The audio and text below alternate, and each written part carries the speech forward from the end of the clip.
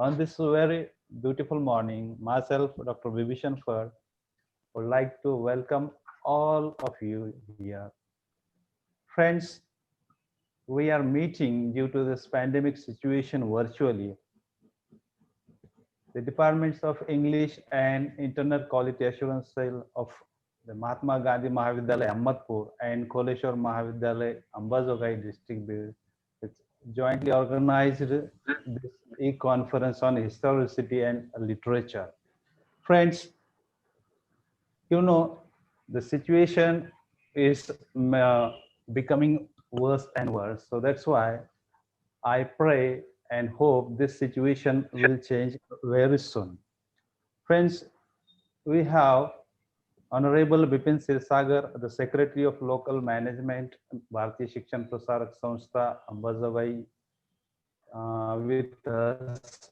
Welcome, sir. And may I request Honorable Bipin Sirsagar, sir, to chair the session. Bipin, sir. Yeah. Then we have today's eminent resource person, Dr. Brian Mendoza, sir. He's also our keynote speaker from Carmel College, Goa, University of Goa.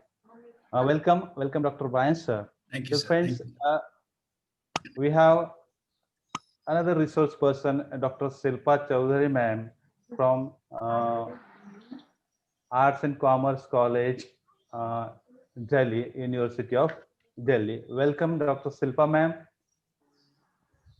Then we have Professor Manjushree M, ma'am, from the Lal Bahadur Shastri Government College, Bangalore. Welcome, Manjushree, ma'am.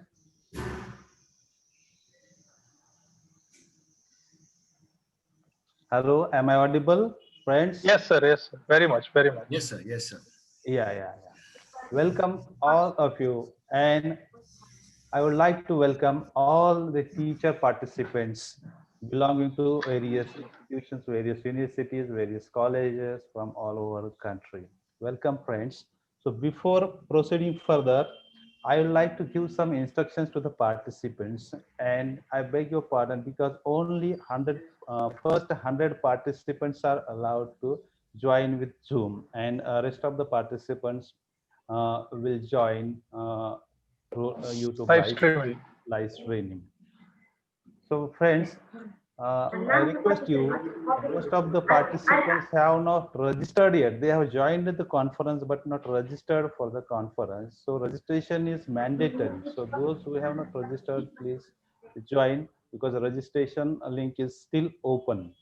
Then I request you to mark your presence in the chat box of Zoom as well as in the chat box of YouTube live by writing your name and address.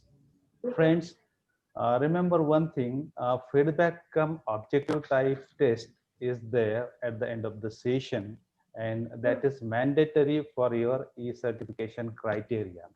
So objective type test, why we kept you don't worry about it. We don't mean to assess your knowledge because all of you are scholars. We know that, but this is the part of the formalities.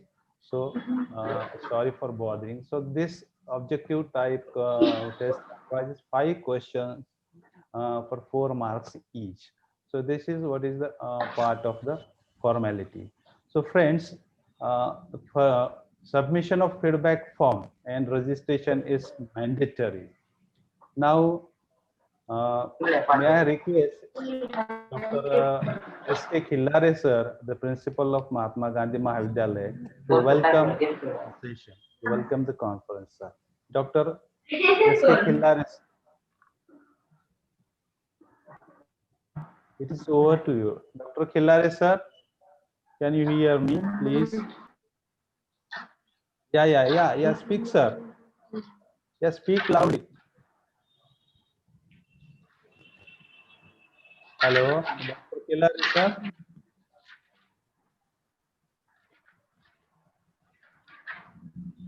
Okay. Hello, Khillare, sir. Okay. May I audible? Yes, sir. Yes, Yeah, sir. yeah, yeah, sir. Yeah, yeah. Okay, okay. Thank you, sir. Honorable dignitaries of the Vichar Vikas Mandal Ahmedpur and the Bharatiya Shikshan Prasarak Samstha Amdejogai, staff members of Mahatma Gandhi Mahavidyalaya, Kholeshwar Mahavidyalaya, and dear participants. I'm very glad to welcome you all to this national level conference on historicity and literature. Literature has a very long history, and history has always influenced the production of literature.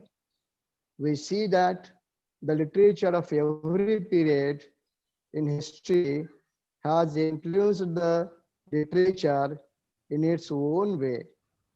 Literature is not created in a vacuum. It is created by human being existing in a certain time and a certain place. Literature is the product of a mind and also of an age. Today, our resource persons will speak about different aspects of this topic. I am very happy to welcome our resource persons who are well-known literary scholars. The participants will certainly get new insights from their sessions. This joint venture of two colleges indicates our efforts towards a collaborative academic program for the benefit of participants for all over India. Your active participation will add to the richness of the conference content. I am sure all the deliberations will be very fruitful and academically enriching. Once again, I welcome you heartily to this conference. Thank you. Thank you very much. Thank you, sir. Thank you. Now, may I request Dr. Kamlakar Kamble, sir, the principal of Koleshwar Mahavidyalaya, to welcome the conference. Dr. Kamlakar Kamble, sir.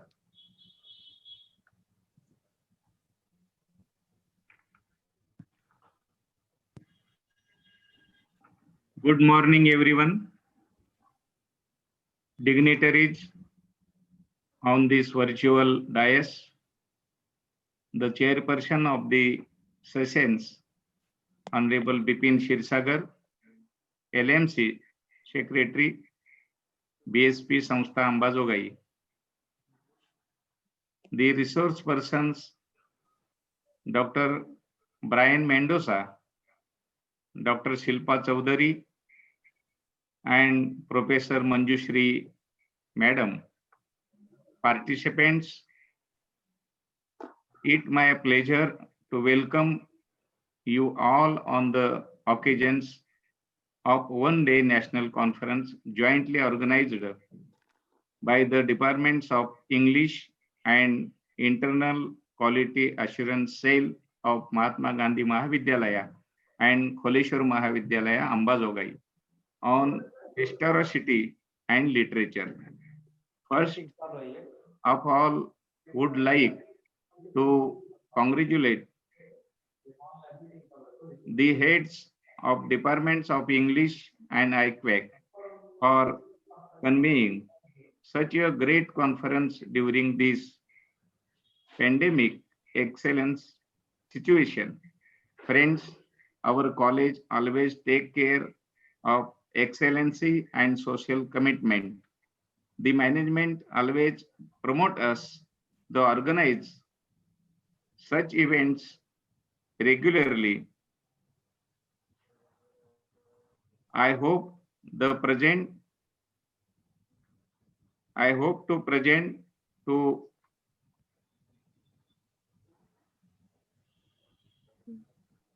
I hope to present conference would reach your expectations. once again, I welcome all the eminent resource person and you participants of behalf of Koleshwar Mahavidyalaya Ambazogai. Thank you, friends. Enjoy the sessions. Thank you, sir. You welcomed all the dignitaries and resource persons in this brainstorming conference on historicity and literature. Now, may I call upon Dr. Lakshman Jogdan to introduce today's resource persons. Dr. Lakshman Jogdan, it's over to you, sir. Yeah, thank you, sir. Thank you, sir. Good morning, everyone. The organizers of this conference, the president of Vichar Vikas Mandal, Advocate Kishan Rauji Benkule, the secretary of Vichar Vikas Mandal, Ahmedpur, Advocate P.D. Kadam Sahib, the president of Bharatiya Shikshan Prasarak Sanstha Ambezogai, Dr. Surendra Alurkar, Shri Nitinji Sete, secretary, Bharatiya Shikshan Prasarak Mandal, Ambezogai. Organizers of the conference, Principal Dr. S.K. Khilare, the principal of Mahatma Gandhi Mahavidyalaya, Ahmedpur, Principal Dr. K.L. Kamble, Koleshwar Mahavidyalaya, Ambezogai, chief guests of this program, Shri Bipinji Kshirsagar, Shri Ram Kulkarni ji. Bipinji Kshirsagar ji is also the president for the next session, that is plenary speech by Brian Mendonca. We have again coordinators of IQAC from both the colleges, Dr. Mahesh Nivargi, Professor Satish Hivrekarji, and of course the moderator of the conference, Dr. Bibishanji Fur. I am here to introduce the resource persons of today's national conference to you people. Now, first of all, the plenary speaker for Dr. Mensa. Dr. Mensa is basically a poet. He's also a blogger and an academician. He has published 2 volumes of poetry, Last Bus to Moscow, Poems from Goa, and Peace of India. I know this. I have read this. I have been in contact with Brian for a long time. I know what kind of scholar he is. He's also a great musician. I know that, and he has great love for the sounds.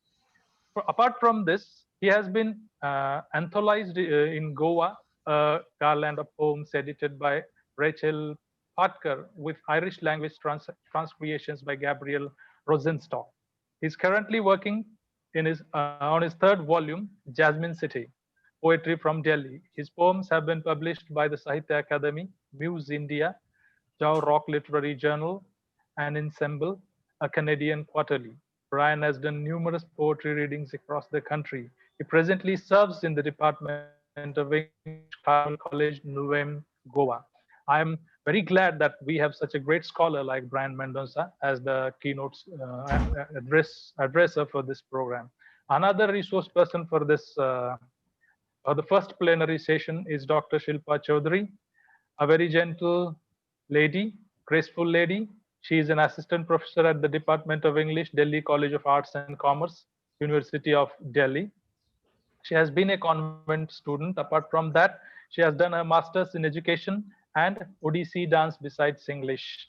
She is a gold medalist in Bihar Youth Festival in 1981, and her special item was Odissi dance. She was facilitated by the then governor, Shri Sundar Singh Bhandari, for her contribution in the field of art and culture in 1998. She is also an academic counselor of IGNU and Seoul. I know her for a long time. She is a very reputed and renowned scholar and a very good human being. The speaker for the second plenary session is Professor Manjushri Mallikarjun. She is the head of the Department of English at Lal Bahadur Shastri Government College, RT Nagar, Bengaluru.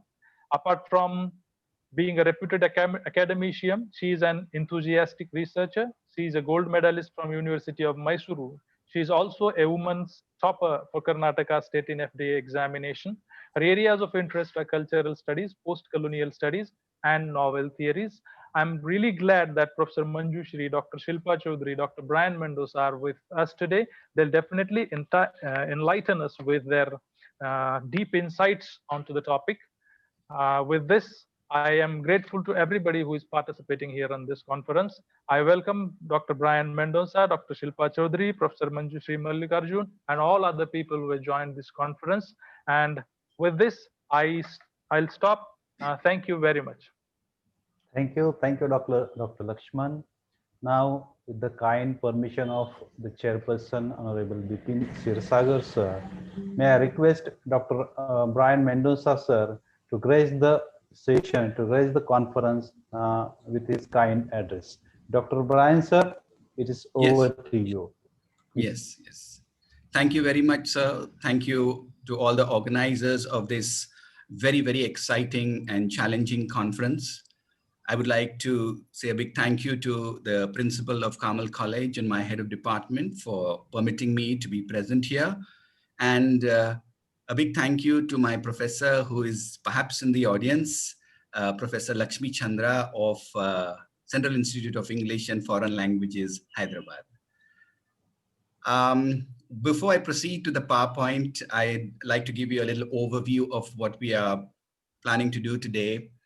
The topic which I have thought about is historicity and literature. Well, it is the organizing team that came up with this brilliant idea, and I cannot thank them enough for it.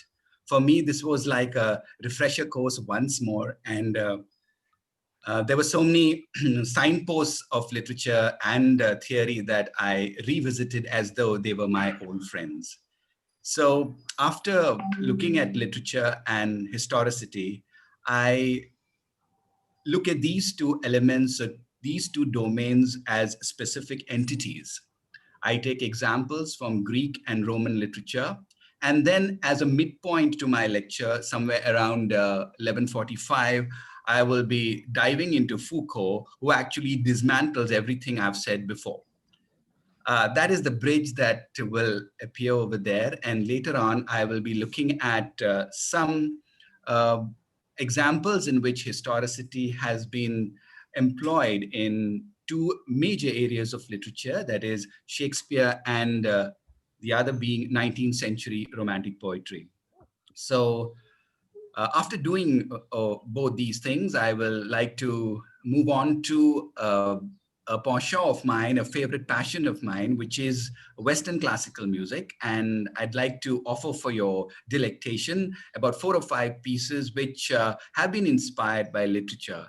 But I would like to look at it through the prism of historicity, because literature reinterpreted by music is also a rereading of the uh, problems and the impulses of the time. So as we go ahead, I, with your permission, would like to start sharing my screen and have you take a look at the PowerPoint that has been prepared.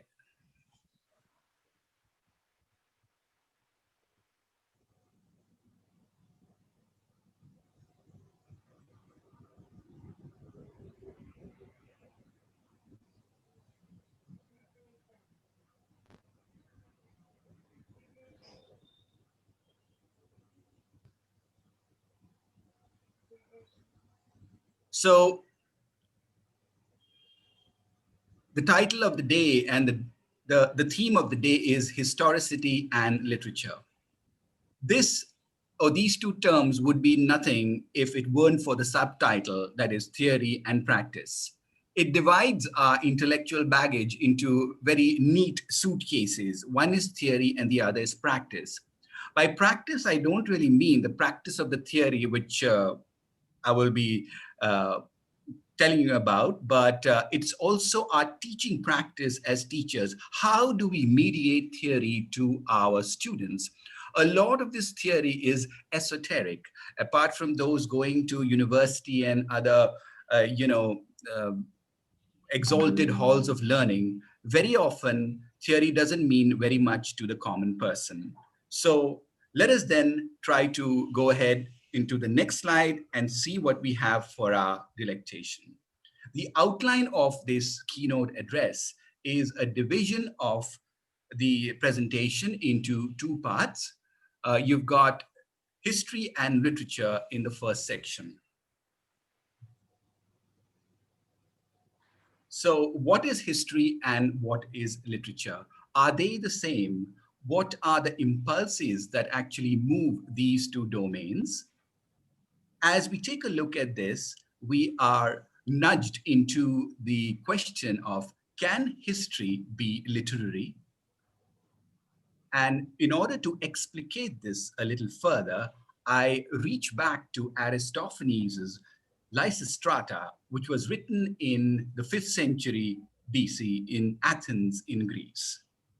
We then move or progress, if you call, to the concept of new historicism, which has been propounded largely by Stephen Greenblatt and his analysis of De Rerum Natura. De Rerum Natura was actually a text by Lucretius, and who wrote a person who wrote it way back in BC, but it was discovered in 1417, as we will look at later. Can literature be history is the next question on our plate. And that is so Eliotton when he describes putting a question on one's plate, isn't it? Our bridge section is on Foucault, where Foucault negates all the effort we made to put all the prior slides together. And he totally deconstructs our delicate notions of what history is and what literature is. We are now in the midpoint of our presentation, and whatever I will be presenting is through my limited knowledge, may I say that right now itself, and actually what has been, what I have gleaned from my professors who were very much more eminent than me. In the next practice, it will be examining Shakespeare and how he's historicized, and also after that, historicizing the English Romantic poets. We finally end with programmatic music to enhance historicity.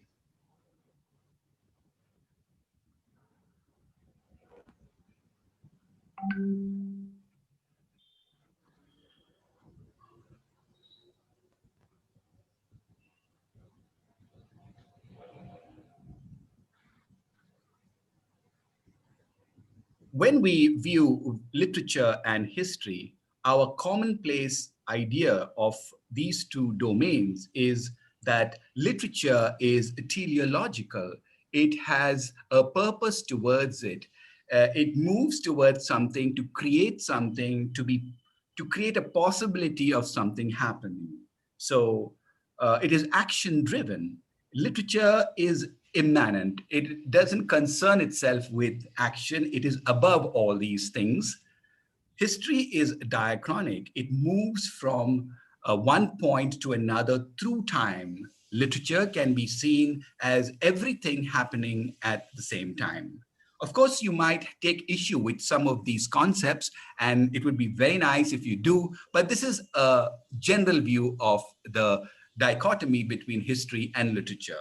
History is about people and events, whereas literature can be about ideas and tendencies.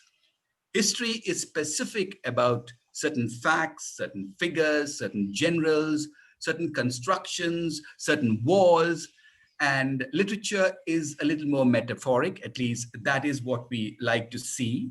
And much of this distinction is based on the way we teach history, the way we teach literature. Social sciences is what history falls under, the bracket of social science. Literature, of course, or emerge within the humanities. But as we're discussing this point, I want to also add another aspect that humanities has given way to what is called human sciences, which actually means human sciences would mean an amalgamation of various disciplines like philosophy, like anthropology, like linguistics, like cultural studies, in order to create or arrive at an understanding of the human subject.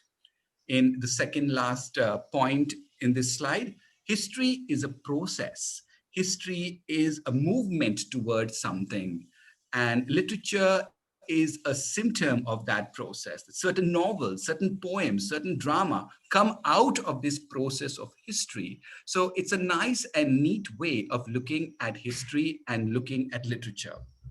And finally, in the most obvious distinction, history is fact and literature is fiction.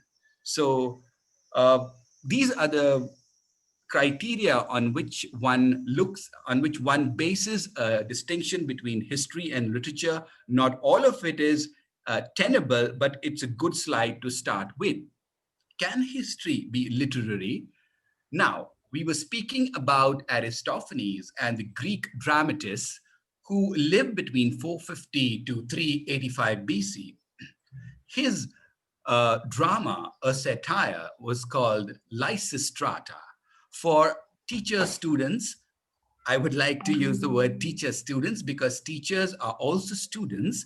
Please look up the podcast or the website simply titled literatureandhistory.com. You will have a beautiful analysis of various moments in literature, various moments in history, very, very attractively presented with photographs, with archival material and audio sources. So what did Aristophanes do? Aristophanes was very concerned about the times that he lived in. He did not really think about uh, celebrating a character who lived in the past like Oedipus and like the other Greek tragedians like Sophocles, Euripides, and Aeschylus did.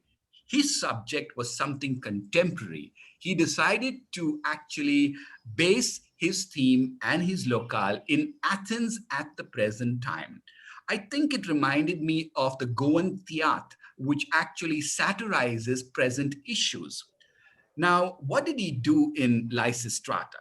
First of all, he decided that his main characters will be women. And what would these women be doing? The women were as concerned with the fight between Athens and Sparta as the men.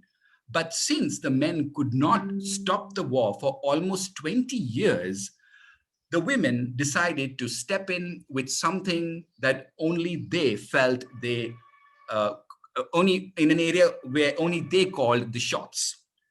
Lysistrata decides on a unique plan to mobilize the women in an effort to stop the war. And for those of you who have seen this delightful text, together with its ribaldry and its erotic references, will know that Lysistrata's trump card was to deny the men sex. Yes, you heard that right. Because there are so many texts in literature that we carefully edit, elide, and put under the carpet simply because it offends sensibilities. But when you're talking about historicizing literature, then those apprehensions need to be swept under the carpet, and literature has to be seen as a text to be studied. So theater here becomes a chronicle of the time. When we try to compare historicism and new historicism, we are faced again with a polarity which we have seen in the earlier slide of literature and history. Historicity of the text and the textuality of history is something that has become common knowledge when we are discussing historicism. Historicism actually arose within the Kantian climate of the universal subject and the Enlightenment. Schlegel, the German poet and philosopher, was responsible for coining the term historismus in 1797, where he looked at the individual, he looked at society, and he looked at various features affecting the individual in a very organized way. Literature was prioritized and history was in the background. History was the context. And in this case, there's always a foregrounding and backgrounding. This exercise or this move rather subtly allows people to feature things that are canonical and sweep under the carpet things that are embarrassing or not canonical. So historicism is pro-establishment. It is a closed structure which admits no other interpretation. And finally, it is reductive because it is singular in its approach and singular in its outcome. As we move towards new historicism and we consider the work of Stephen Greenblatt in 1980, we realize that the tendencies which he has initiated way back in 1980 still impinge on our consciousness in 2020. That is almost half a century or 40 years. But his theories are so influential that even today, people take up his impulses and try to translate them in their work and their research. When Greenblatt proposed new historicism, he also said that there cannot be any prioritizing of literary texts above any others.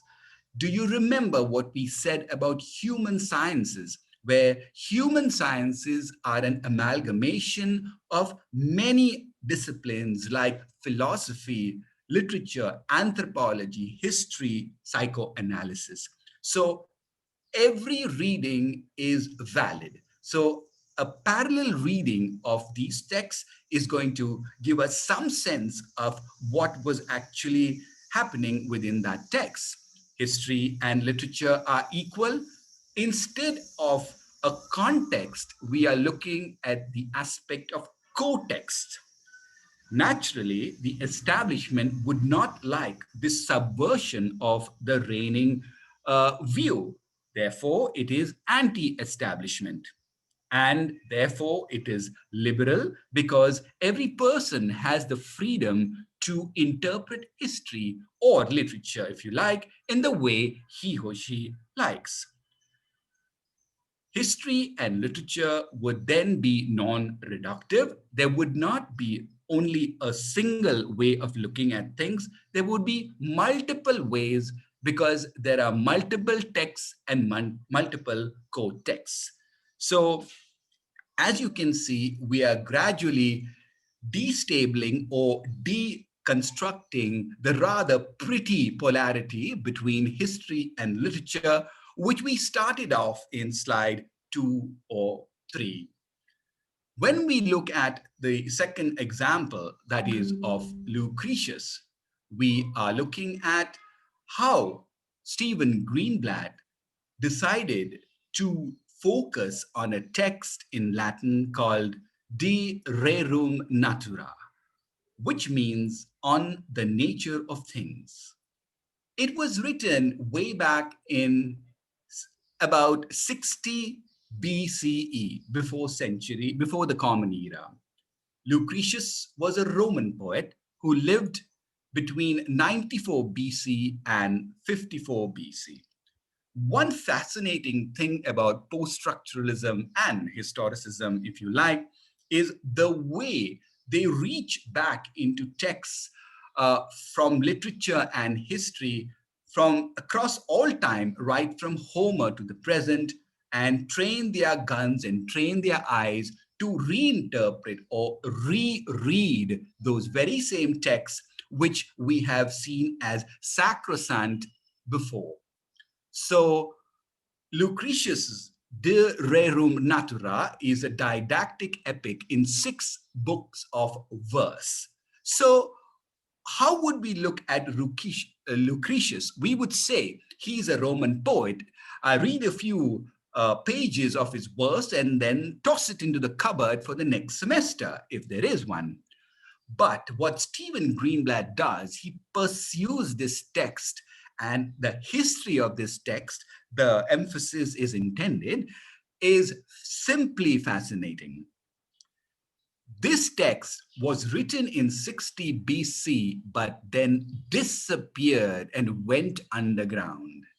It only reappeared in the early 15th century in 1417, when De Rerum Natura was rediscovered in a monastery in Germany. Why it showed up in Germany when it was written in Italy is a mystery, but it was discovered by the papal emissary to Germany by the name of Bracciolini. So the church at that time was very concerned in maintaining historical traditions and literary artifacts, and they played an important role definitely in rediscovering 1417 Lucretius's work. Why Greenblatt's inquiry into Lucretius is important is because he declared that apart from being a book of verse, this book on the nature of things is also about the early glimmerings of atomic theory. Would you have imagined that when the atom bomb was being developed, the seeds of the thought of what an atom is actually arose in a book of verse in the 1st century BC? So atomic structure is described in poetic verse in Lucretius's De Rerum Natura. And one particular term which Greenblatt focuses on is clinamen. Clinamen means swerve. Throughout history, and perhaps in one's own life, we come across a swerve, a turning point, a change, a touchstone moment where your life changes or things change. In fact, Greenblatt has used this term in his book, The Swerve, How the World Became Modern. Greenblatt is famous for this book that he wrote, The Swerve, How the World Became Modern. And we do see that in 1417, with the Renaissance and with the rediscovery of this book, we see that the compilation of atomic theory begins in full measure. Of course, this life of Lucretius has been somewhat romanticized by Tennyson in his poem Lucretius, which he wrote much later in 1869. The good news is that there is a full translation into English of the Latin work De Rerum Natura, which is made available by the Massachusetts Institute of Technology, or MIT Press.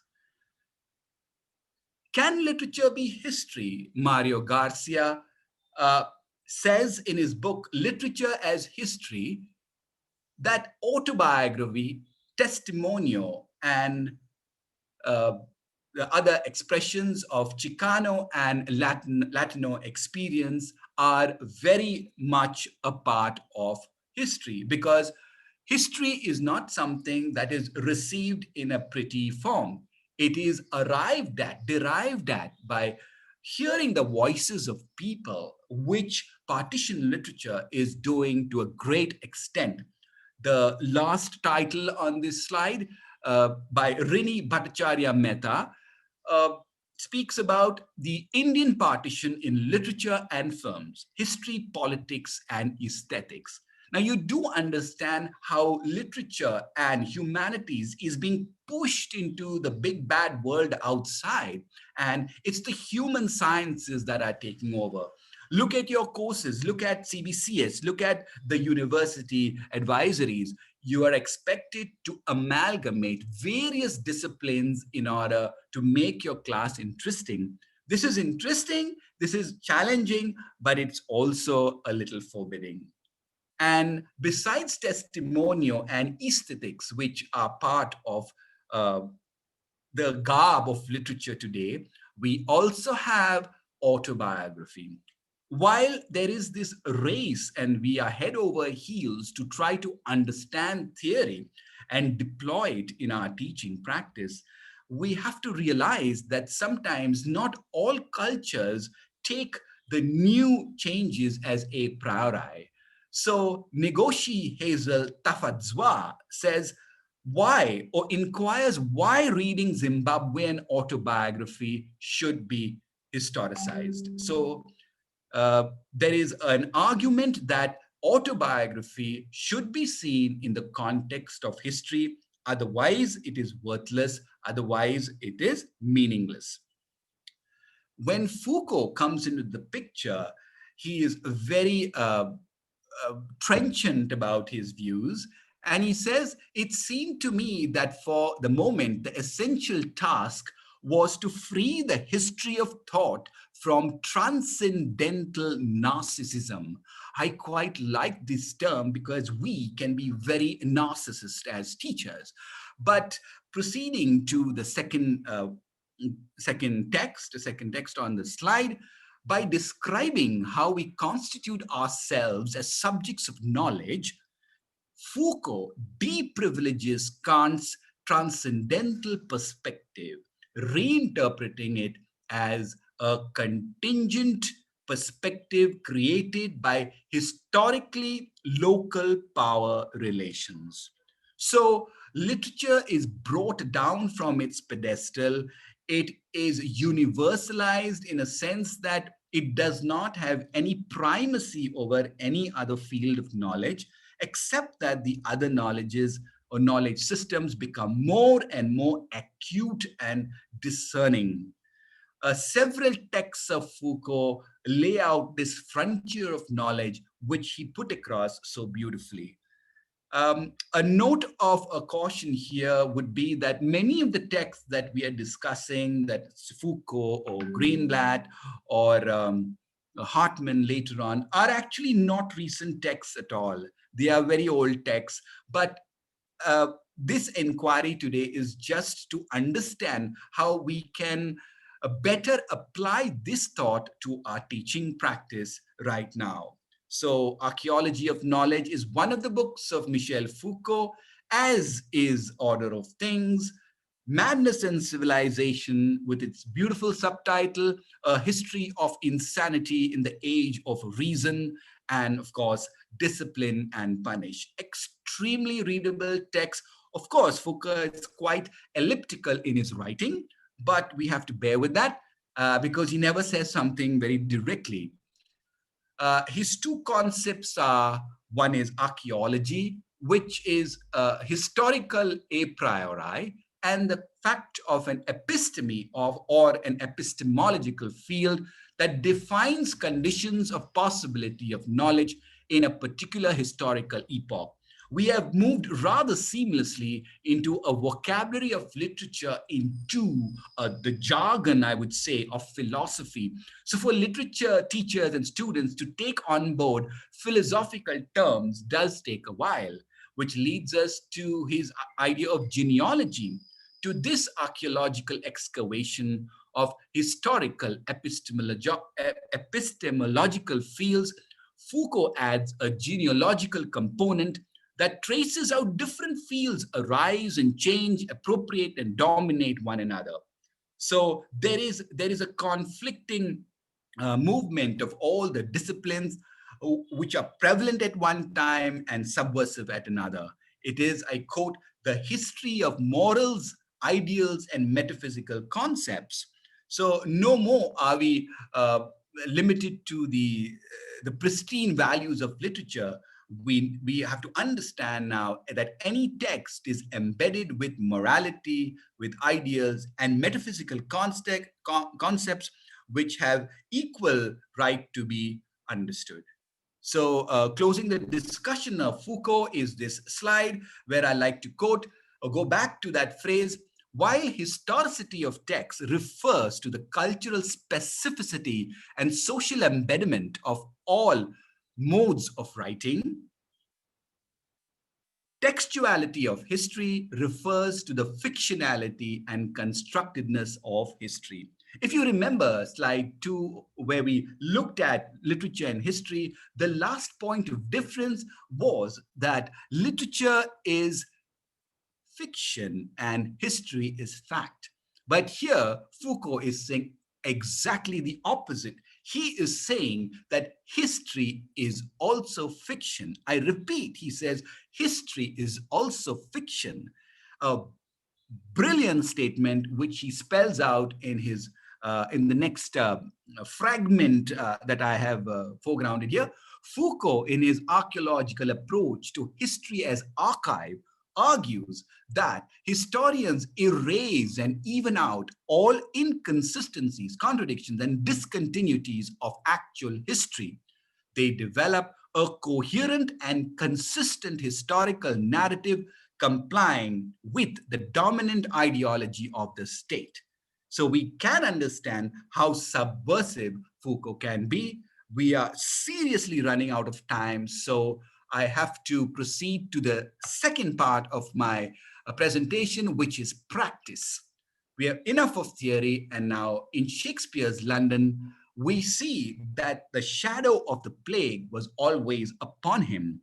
It is much easier to understand Shakespeare today because we are facing similar conditions in COVID-19. In 1564, Shakespeare was born in quarantine when the bubonic plague hovered at his door. When he was married in 1582, the plague was very much in London. And in 1593, when he publishes Venus and Adonis, the plague made itself felt. The theaters were closed for 14 months. We have been in lockdown, I imagine, for about 5 months. Imagine 14 months, the theaters were closed, 10,000 Londoners died. But Romeo and Juliet was published. So, under exceptionally challenging circumstances, we see the most important trait of Shakespeare, fighting to share his poetry and to write his poetry, reminds us of the Greek dictum of exceptional courage in the face of inevitable defeat. Of course, that was the dictum for Greek tragedy. It definitely wasn't for Shakespeare's London, because Shakespeare overcame whatever he faced. So in one's own lifetime, Shakespeare faced plague in 4 occasions: 64, 82, 93, and 1603. And Romeo and Juliet in the play has the moment when the messenger is quarantined, and that critical bit of information where the letter is not handed over to Juliet rests solely on the fact that the plague has been sweeping Verona, and the messenger is quarantined against his wishes. And that is why, because he wasn't allowed to get out, that crucial letter did not reach Juliet, and Juliet takes her life. When you historicize Shakespeare, you actually see a different spin of things, because we are usually, as teachers, want to celebrate Romeo and Juliet as a love story. But today, Shakespeare is being historicized like never before, where you're talking about ideas of appropriation, how Shakespeare appropriated a lot of material from others, how Shakespeare's not so great characters enable the larger characters to blossom. So something called scripting from below. You can look at circumnavigation in Shakespeare, or liminality, how Shakespeare's Globe Theatre was actually situated away from central London, away across the river where the taverns and the brothels were. Another aspect is black so base a hue? Shakespeare's race predilections come in for scrutiny here. How does Shakespeare really perform in social media? Shakespeare and eco-criticism, and Shakespeare in Tehran has been an essay by Stephen Greenblatt, which got him into a lot of trouble. I would urge you to read what happened when Greenblatt went to deliver the keynote address on Shakespeare in Tehran. I'm glad I wasn't called and had to face Greenblatt's discomfiture. The next moment is the English Romantic poets, where you do have 3 different categories of poets. The first beginning with Chatterton, Smart, and Cooper. The next, Wordsworth, Coleridge, Blake, and then Shelley, Keats, and Byron. But it seems to me that a lot of scholarship in this play, in these texts, is pretty much done and dusted. One needs a new historicist way to look at the English poets and to discover, or rather rediscover them with the urgencies of their time. So some of these moments, some of these research trajectories were there or let us discover the women poets during the Romantic period. And the the poets were seen as very solipstic, that is, they were looking at themselves alone. Much of their poetry was produced after the use of opium, which brings their creativity into suspicion. The feminists have been quick to point out that Blake's Book of Thel has a lot of traces of patriarchy, and they have even gone on to castigate academia itself as being patriarchal because it has not been attentive to women's issues. Jean Rice's Wide Sargasso Sea is a rereading of Charlotte Bronte's Jane Eyre. So once the human subject is decentered, anything can happen because the subject is not sacred anymore. Hartman it was who said that criticism is a creative act. Can you be more daring than that? Can criticism be creative? Well, that is something to ponder on. And his analysis of Wordsworth and his comparison with Rilke has a lot of thought embedded. Barth said as early as 1967 that the author is dead, but I don't think teachers of English really remember that today, and they are still trundling out their biographies on Wordsworth and Shelley and Tennyson because it's easy to do. And in the dying moments of this presentation, I would like to bring to your attention the sources of Western classical music, which have really animated my understanding of literature. For example, Henry Purcell, the composer, the Baroque composer, has written a piece called Fairy Queen based on Shakespeare's Midsummer Night's Dream. Vaughan Williams' Lark Ascending is based on a poem by Meredith, and Robert Schumann's Manfred Overture is from Byron's long poem. Felix Mendelssohn's Hebrides Overture came to my mind when I was teaching Solitary Reaper by Wordsworth, when he speaks about those distant Hebrides. And Sergei Prokofiev, Romeo and Juliet ballet was inspired by Shakespeare's play. So friends, we have come to the end of this very, very exciting moment where we have discussed historicity and literature. And to kind of put it all together, we have seen that theory is not on without practice. If you believe in historicism and you believe in the historicity of literature, then you have to practice and teach it the way that Greenblatt is telling you to teach it. Who knows, you might come across another atomic theory. We are so blinkered into looking at texts in certain ways, maybe in formalist, psychoanalytical, or other ways, that we don't accept any other fragments for our research. Lysistrata spoke about how Aristophanes had a different view on contemporary history, which he transmuted into literature.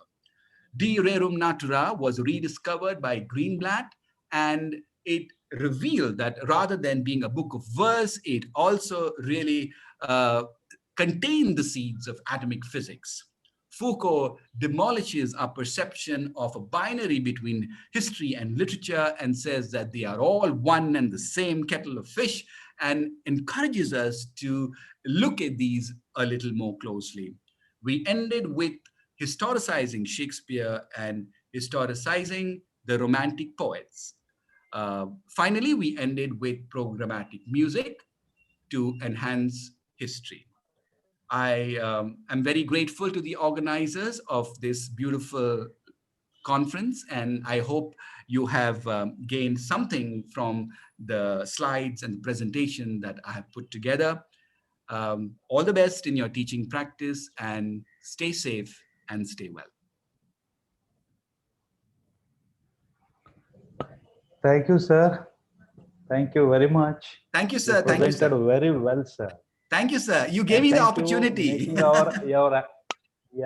our ideas clear regarding history and literature. Thank you. Thank you very much, sir. Thank you, sir.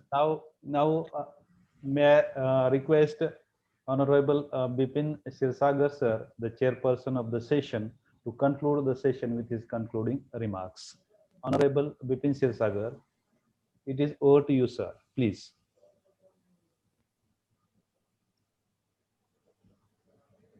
Bipin Dada, am I audible? Thank Unmute you, yourself. Vision. All on this Yeah, one, I listening. Are you getting? Are you yeah, getting yeah, me? but Am I? Yes, yes, I can hear you. yeah. May I speak? Yeah, sir. Yeah, please. You are audible, sir. Okay. You All the are audible. dignitaries on this virtual dais. Am I audible? Yeah. Go on, Dada. Please. You are audible. Okay, go on. Okay. Yeah.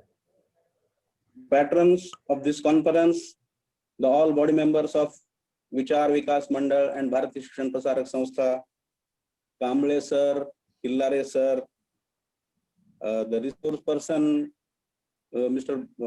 Brian Mendoza, and all other resource person for remaining sessions, the participated lecturer friends. I am feeling very much fortunate to be a part of such academic conference.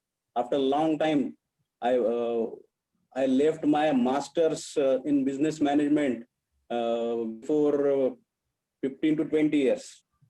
I got very much pleasure today with a part of such academic presentation by Mr. Brian sir. Thank you. He elaborated the concept very neatly, had a great listening with you all. In my view, Thank you. literature and historicity. Yeah, thank you, sir. Thank you. It was a very nice lecture delivered by you and neat presentation, sir. Thank you, sir. In my view, literature and historicity are quite supplementary to each other. Literature provides the evidences for the existence of the history, which in turn increases the authenticity of the history, while on the contrary, history increases the prolificity of the literature. In Indian culture and according to Hindu mythologies, we know that history and literature are the interdependent supplementary things to each other. Lastly, once again, I congratulate the organizer of this conference. My best wishes to the remaining part of the conference. I will be very grateful if I could attend such type of conferences with you all. Enjoy the remaining sessions. Have a good day. Thank you. Thank you. Thank you, Bipin Dada, Thank for chairing the session and for your concluding remarks. Now, may I request Professor Nitin Kendre, sir, to propose the vote of thanks of this session. Nitin Thank you, Kendre, sir. sir, unmute yourself. Yes. Am I audible, sir? Yeah. Please go on. Good afternoon, everybody. I am here to propose the vote of thanks of this first inaugural as well as keynote session. First of all, I express my sincere gratitude to the chairperson of this session, Honorable Sri Bipin Dada Kshirsagar, Secretary LMC, Bharatiya Shikshan Prasarak Sanstha, Ambezogai. Then the keynote addressee of this session, Dr. Brian Mendonça. Sir has enlightened us with his deep knowledge, and with the PPT he has clarified. I'm sure that he has clarified all the issues regarding with the theme of this historicity and literature. After all, the patrons of both the institution, Honorable Advocate Kishan Rao Benkule and Advocate PD Kadam, Vichar Vikas Mandal, Ahmadpur, and Dr. Surendraji Alurkar, President, and Sri Nitinji Shete, Secretary of Bharatiya Shikshan Prasarak Sanstha.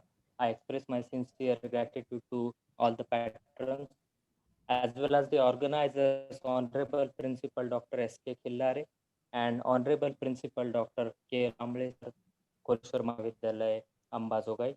I thank you all. Dr. Mahesh Niwargi and Professor Satish Hivrekar, coordinator of IQAC, both the institution, and the Dr. Lakshiman Zogdan, head Department of English, and Dr. Bibhishan Fad, head Department of English, Koleshwar Mahavidyalaya, Ambazogai. I thanks to all, and all the staff members. All those are in the arrangement of these sessions and the conference. I thank you all, and I now declare that the keynote address session is over. Now I hand over to Dr. Bibhishan Phad, sir. Thank you, sir. Thank you, Nitin sir. Now, friends, let us begin the plenary session first without wasting our time, because we are running out of time and we have to get the time management.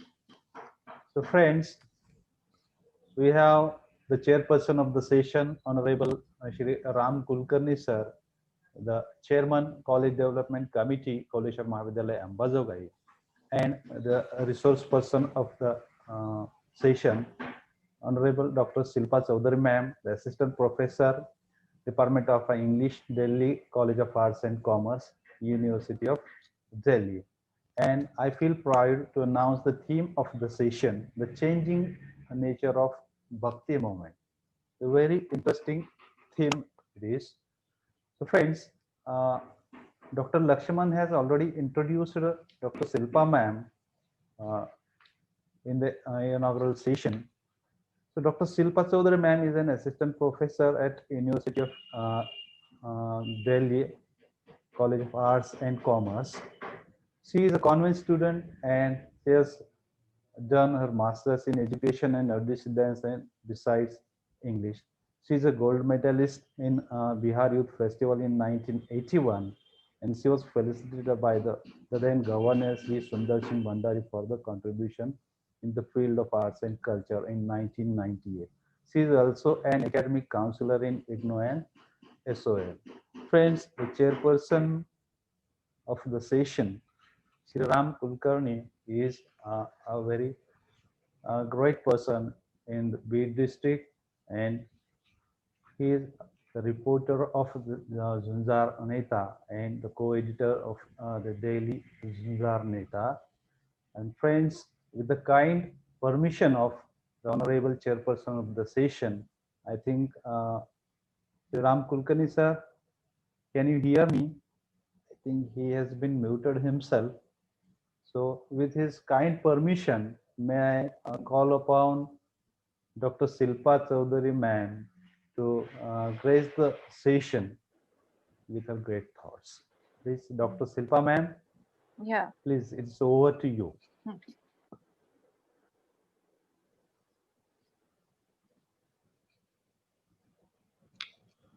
Hello, Please am I address the session. Yeah, am I audible? Yeah. You are. Okay. Yeah, Okay. ma'am, please. Okay. My warm greetings to everyone in the webinar. And I would like to extend my humble gratitude to Advocate Krishna Rao Benkuleji, Dr. Surender Alurkarji, Advocate P.D. Kadamji, Srinitish Setheji, Dr. S.K. Khillareji, Dr. K.L. Kambleji, Sri Bipin Kshir Sagarji, Sri Ram Kulkarniji, Dr. Mahesh Nivargiji, Professor Satish Hivrekarji, Dr. Fad, and Dr. Jogdanan for giving me an opportunity to speak on this platform. As Dr. Fad has already said, I would be speaking on the changing nature of Bhakti movement. The word Bhakti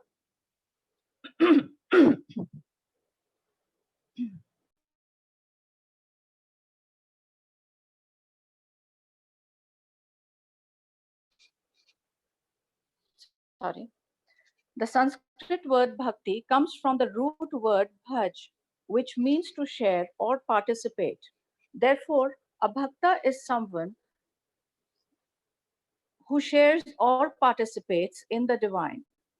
One should keep in mind that bhakti was never a single movement, rather a conglomeration of different movements, which in one way or the other laid emphasis on bhakti and religious equality, at the same time retaining their regional identity and unique socio-historical and cultural context. Bhakti cannot be assigned a specific time period as its nature has constantly been changing through the moving passage of time. Early Bhakti. The devotion of early Bhagavats, as exemplified in the Bhagavad Gita, was restrained in its expression. The Almighty was considered as a mighty and distant king to be adored from afar. For example, when Krishna reveals himself as the supreme God and shows his transcendent form, Arjun falls to the ground in terror, unable to bear the splendor of the theophany. He says, I rejoice that I have seen what none has seen before, but my mind trembles with fear. Graciously show me again your earthly form, Lord of the gods, home of the world. To Arjun, the god is transcendent rather than immanent. Bhagavad Gita tells us that Arjun compares Krishna's relation with him to that of a friend and friend, father and son, lover and beloved, as he says, so reverently prostrating my body, I crave your grace, O blessed Lord, as father to son, as friend to friend, as lover to beloved, bear with me, God. However, the undertones of the entirety of the text suggest that his primary feelings towards Krishna is that of awe. For example, in one of the hymns, Arjun says, You are the father of the universe, of all that moves and all that moves not. Its worshipful and worthy teacher. You have no equal. What in the three worlds could equal you? O power beyond compare. Thus, it is safe to say that the early bhakti was inspired by feelings of respect rather than that of love. However, we see that gradually elements of love and affection start getting expressed for the Almighty. This may have been caused by the influence of Buddhism, in which the Bodhisattva looks at the creation of Almighty with love and pity. Upon closer speculation, it seems that this new form of bhakti generated first in the Tamil land, where in a 7th century poem named Guide to the Lord Murugan, elements of love and affection can clearly be seen. Holy and mighty will be his form, rising to heaven, but his sternal face will be hidden, and he will show you the form of a young man, fragrant and beautiful, and his words will be loving and gracious. Don't be afraid. I knew you were coming. It seems that the love of Almighty is so great that the devotee looks down upon himself with sin and inadequacy and calls himself a sinner to highlight the greatness of its God. Early medieval period. During the early medieval period, we can find the presence of numerous bhakti saints, among which were Shankaracharya, Ramanuja, and Madhava. Shankaracharya lived only for 32 years and traveled tirelessly during his lifetime to different parts of India, meeting and often refuting other scholars, contestants, and rivals, all of whom eventually accepted the supreme mastery of Shankara. In one of his works called Brahma Sutra Bhashya, he says, the omniscient Lord of all is the originating cause of the world, even as clay, gold, etc., are of pot, necklace, etc. Of the world which has come into being, he is the cause of sustentation through being the ordainer, as a magician is of his magic. Of the world that has been manifested, he is the cause again of dissolution into himself, even as the earth is of fourfold beings. He alone is the self of us all. He propounded that Upanishads provided the way for supreme knowledge, Gyan, which according to him was superior to Vedic sacrifices, Kriya. The supreme knowledge is that Brahman, or the universal being, is the soul and ultimate reality. The reality is unique, ultimate, singular, and therefore, in Shankara's formulation, non dual, Advait.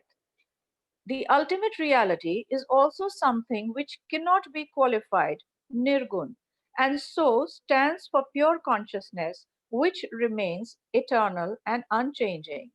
The idea of plurality is thus rejected as it amounts to illusions, maya, that comes out of ignorance, avidya. The Advaita Vedanta philosophy of Shankara further proposes the identity and indivisibility between the universal being Brahman and the individual self Atma.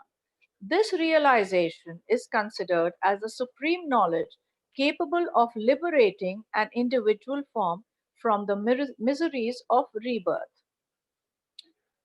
Then we have Ramanuja. Ramanuja was a Brahmin who taught in the great temple of Sri Rangam in the 11th and 12th century. He admitted the usefulness of rituals and Shankara's doctrine of salvation by knowledge, but was of the view that those who do so find bliss inferior to the highest. According to him, the best path to salvation was through devotion, such intense devotion that the devotee realizes that he is nothing but a fragment of Vishnu and that he is wholly dependent upon him. He was of the view that the individual soul, though one with God, was still separate, which led to his system called Vishisht Advait or qualified monism. There were certain differences between the Brahma and soul, such as that of between a rope and a coil of the same rope. Perhaps Ramanuja was not as brilliant a metaphysician as Shankara, but Indian religion owes more to him than his predecessor.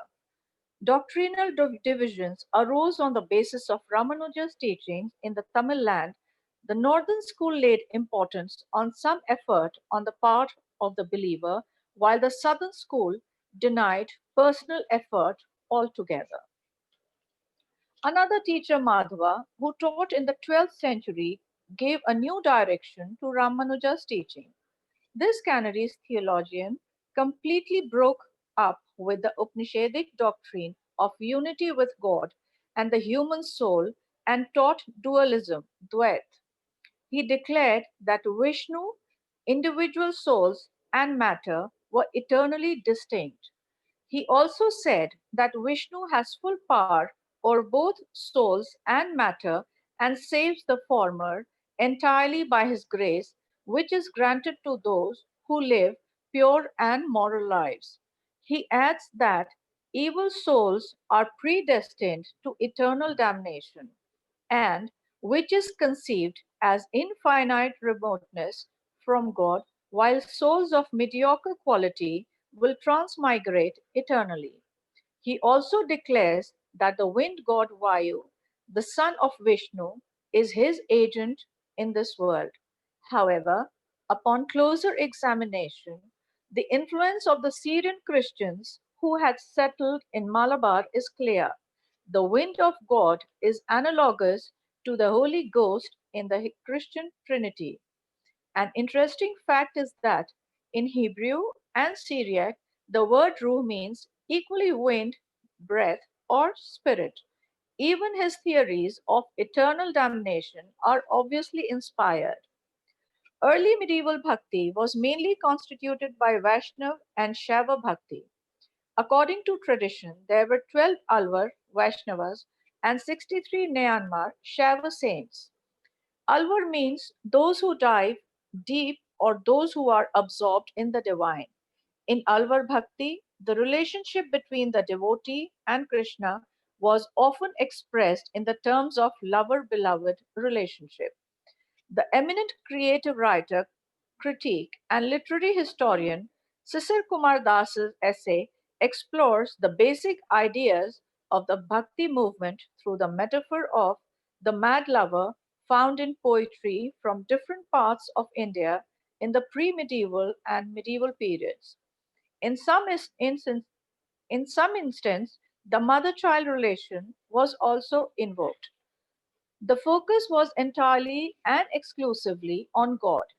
The mythology of Krishna and his association with gopis lent itself to an emphasis that was at once emotional and erotic. In Shaiva Bhakti, the relationship between the god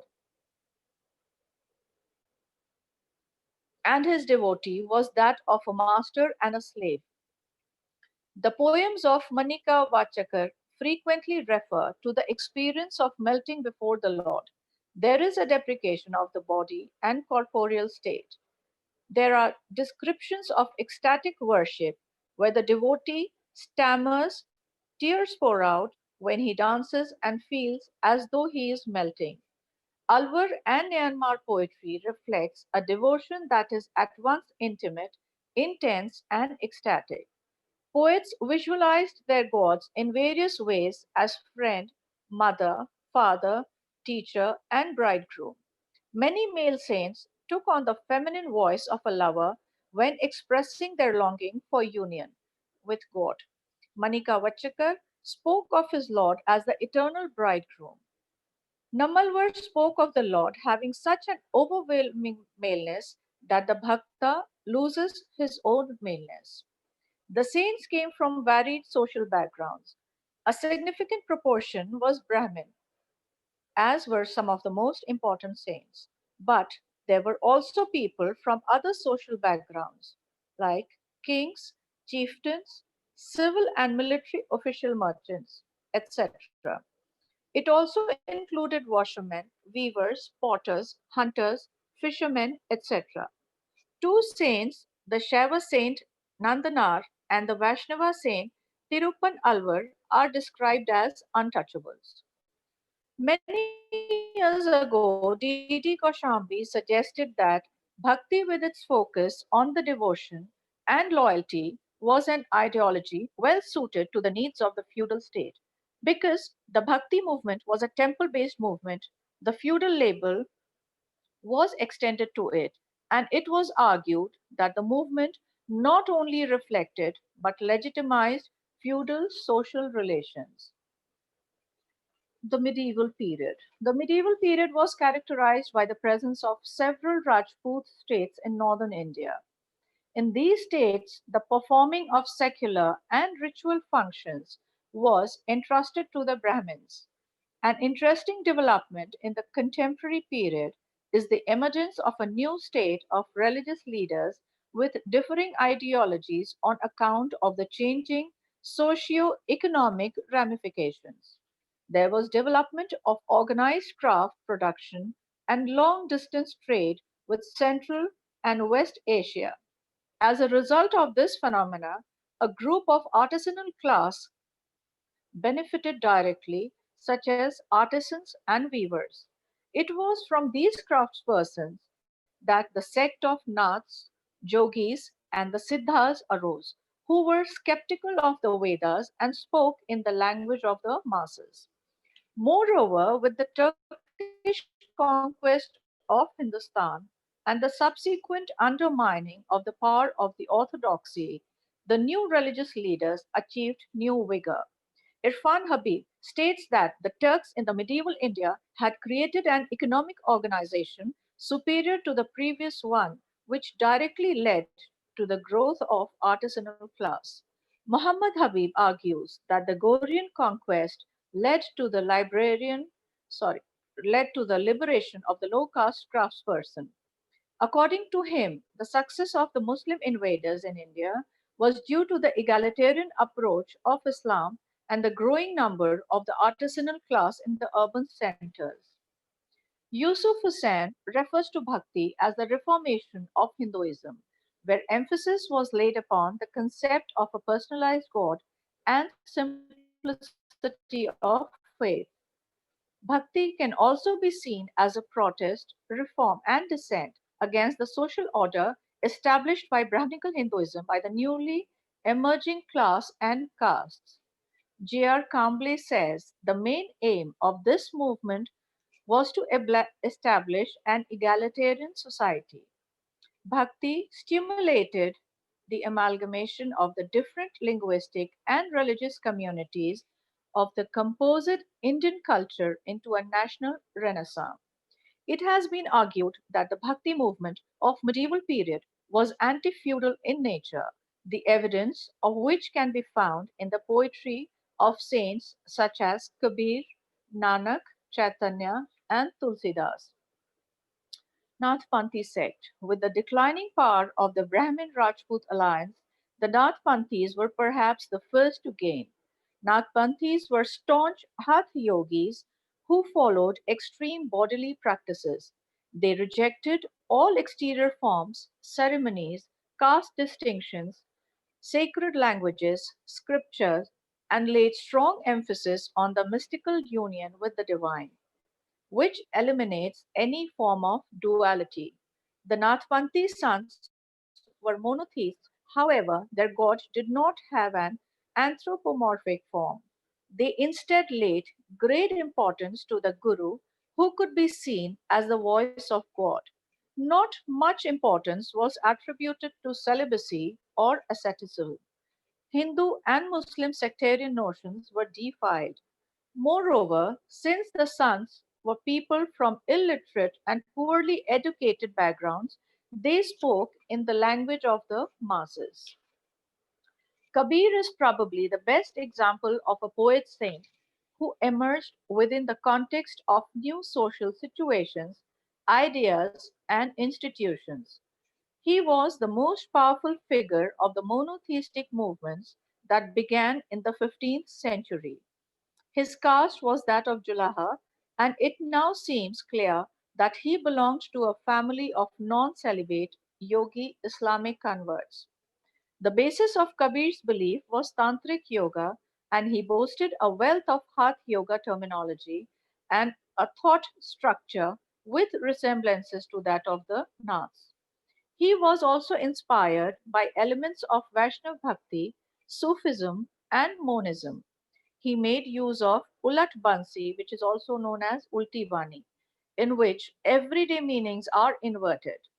He described the ultimate reality as Allah, Khuda, Hazrat, and Pir, and drew terms from the Vedantic traditions such as Alak, the unseen, Nirakar, etc. From the yogic traditions, terms like Shabd, sound, and Shunya, emptiness. Other saints included Raidas Dhanna, a 15th century Jat peasant from Rajasthan, Sen, and Pipa. It is safe to assume that Kabir's idea probably crystallized through a dialogue with the Sufis and yogis of Awadh.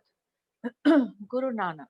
Some groups of traders, like the Khatris in Punjab, benefited directly from the growth of towns, the production of urban crafts, and the expansion of markets. From among these Khatris came Guru Nanak in a village in Punjab now known as Nankana Sahib. Though Nanak's ideas were very similar to those of Kabir's, his teachings led to the emergence of a new mass religion, that of Sikhism. Nanak, in his later life, traveled widely to preach his ideas and eventually settled in a place now known as Dera Baba Nanak. The hymns composed by him were incorporated in the Adi Granth by Guru Arjan Dev, the fifth Sikh Guru. The hymns and teachings of Nanak suggest that he advocated a form of Nirgun Bhakti. He repudiated ritualism of any kind. For Nanak, the Absolute or Rab had no gender or form. He felt that the only way to connect with the Almighty was through the recitation of hymns or shabads. Guru Nanak organized his followers into a community. It seems that Nanak did not want to establish a new religion, but after his death, his followers consolidated their practices and distinguished themselves from Hindus and Muslims. Vaishnav Bhakti in North India. The most prominent scholar of Vaishnav Bhakti in northern India was Ramanand. He belonged to the late 15th and early 16th century and lived in South India in the early part of his life, but later moved on to Benares. He is considered the link between South Indian Bhakti tradition and North Indian Vaishnav Bhakti. However, he deviated from the ideologies of his predecessors in several ways. To begin with, he perceives Rama and not Vishnu as deserving of bhakti. In this case, he came to be regarded as the founder of the Rama cult, and his followers came to be known as Ramanandis. He preached in the language of the common people and made bhakti accessible to all irrespective of caste. Though he was a Brahmin by caste, he would often share a meal with his lower caste Vaishnav followers. It seems that these innovations were probably due to the influence of Islamic ideas. Another Vaishnav teacher was Vallabhacharya, a Telugu Brahmin of late 15th and early 16th century who was born in Banaras. He and his sect or sampradaya advocated Krishna Bhakti.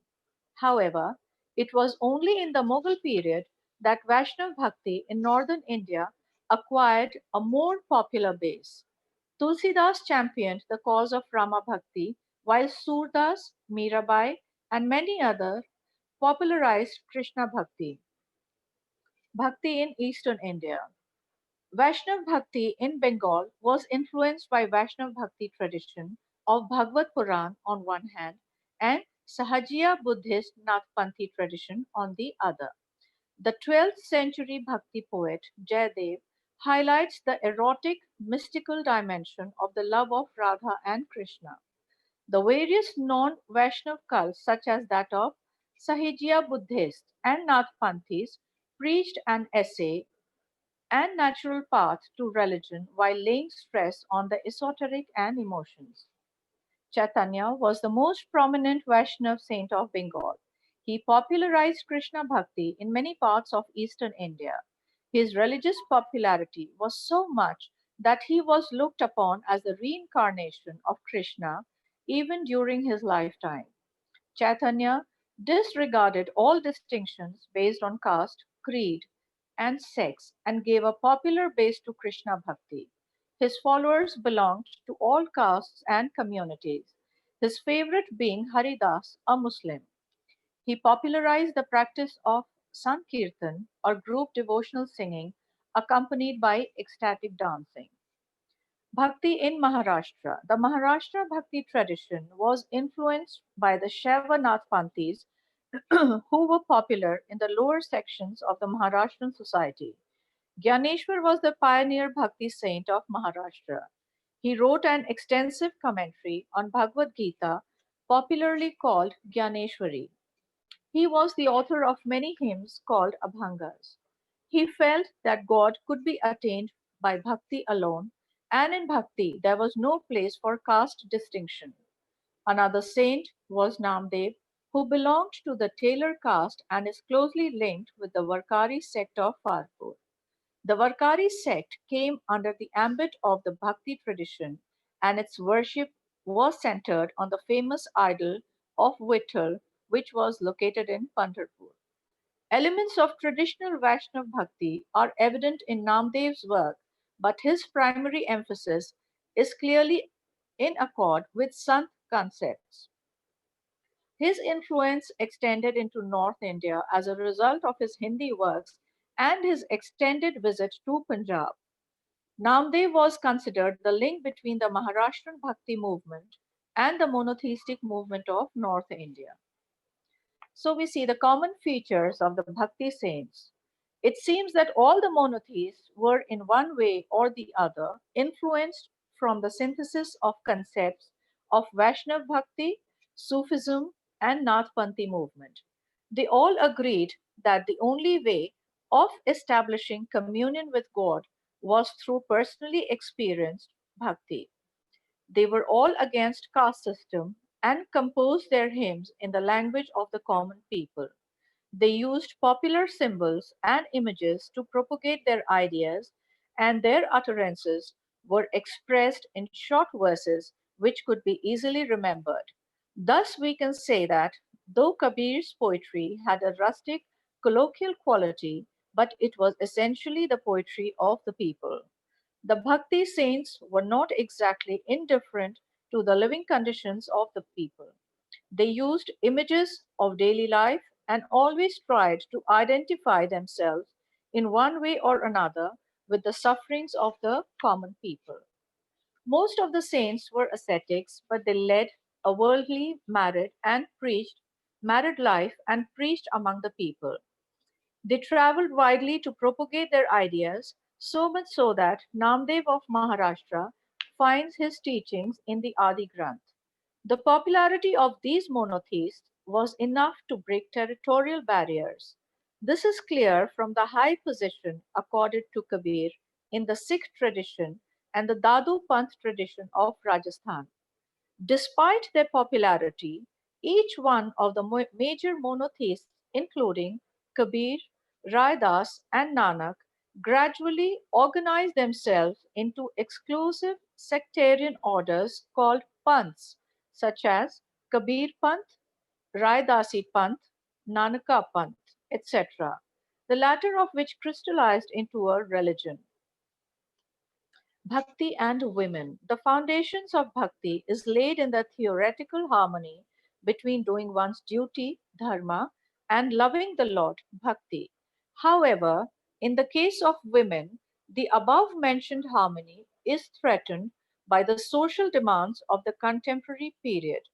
David Kinsley gives us examples of Mahadevi Yakka from Karnataka, Laleshwari from Kashmir, Mirabai from Rajasthan, and Radha from Krishna mythology, and shows us how in the lives of these women, devotion to God becomes an alternative to marriage. In one of her vachanas, Mahadevi Yakka voices her resentment as, "So, my lord, white as jasmine, is my husband. Take these husbands who die, decay, and feed them to your kitchen fires."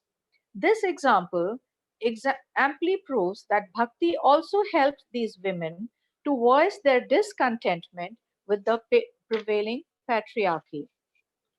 Works such as Shaiva Periya Puranam have a negative portrayal of women.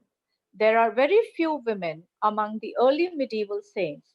There were three women among Nayanmars: Karayakal Ammayar, Mangaiyar Karsiyar, and Isai Naniyar, whereas Andal was the only female Alvar.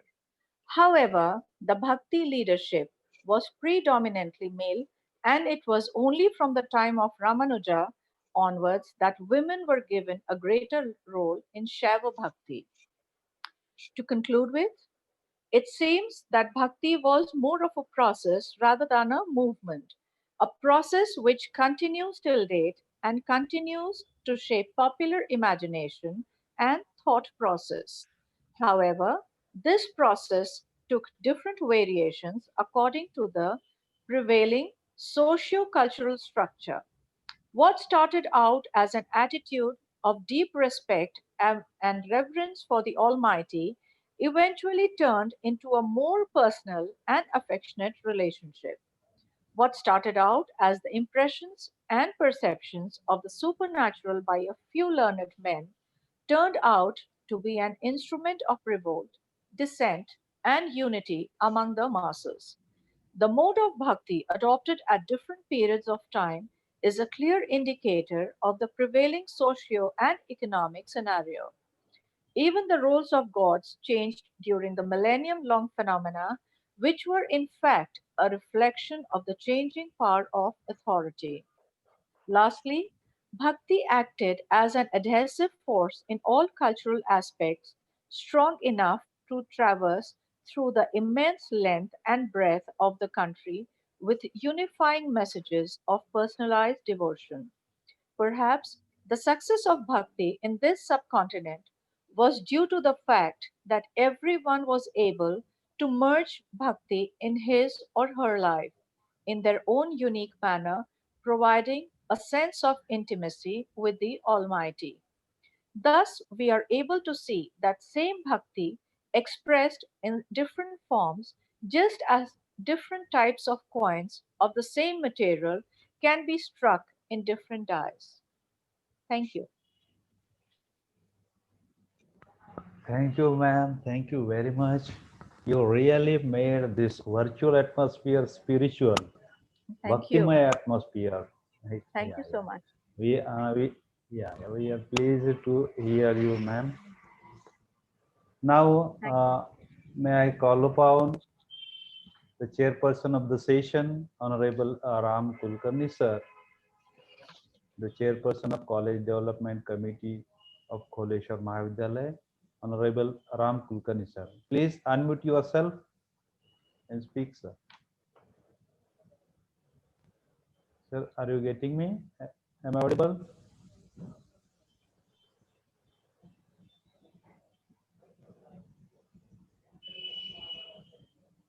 I think due to some technical glitches, we are not reaching to him.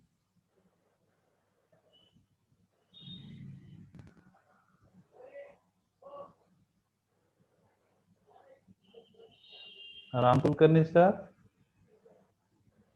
unmute yourself, please.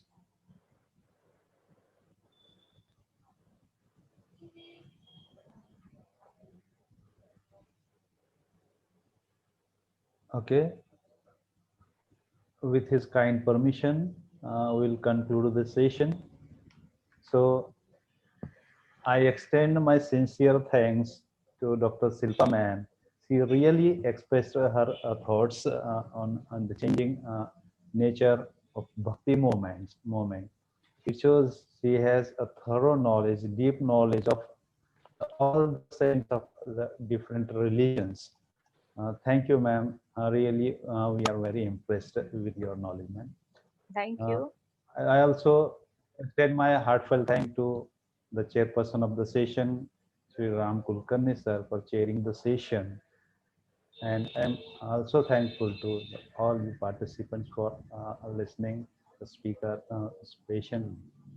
Now let us move to the last session, valedictory session and plenary session 2. Friends, we have the chairperson of the session, Honorable Advocate Kishore Girwalkar with us. He is the president of Local Management Council. We may call a local coordinating committee to it of BSP Sanstha Ambazagai. And the resource person of the session is Professor Manjushri Mallikarjun ma'am. And the theme of the session is colonialism, literature, and experience. So I would like to welcome the chairperson and the resource person of the session. So, but before proceeding further, I would like to introduce the resource person, Professor Manjushri ma'am. She is head of the Department of English at Lal Bahadur Shastri Government College, Archinagar, Bangalore. Apart from being a reputed academician and an enthusiastic researcher, she is a gold medalist from University of Mysore. She is also the women's topper for Karnataka State in FDA examination. Her areas of interest are cultural studies, post-colonial studies, and novel theories. Welcome, ma'am. Welcome in this session. Thank you. So, may I, with your kind permission of the chairperson, Advocate Girwalkar sir, will begin the session. Okay. Yeah. So may I request Professor Manjushri ma'am to address the session, please. Good afternoon to all the participants as well as the dignitaries. Thank you for the warm welcome. I thank all the organizers for choosing this relevant topic and for today's webinar. So I'll be sharing my screen of PPT. Hope you can see it.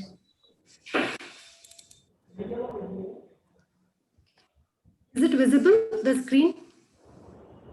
Yeah. It is visible.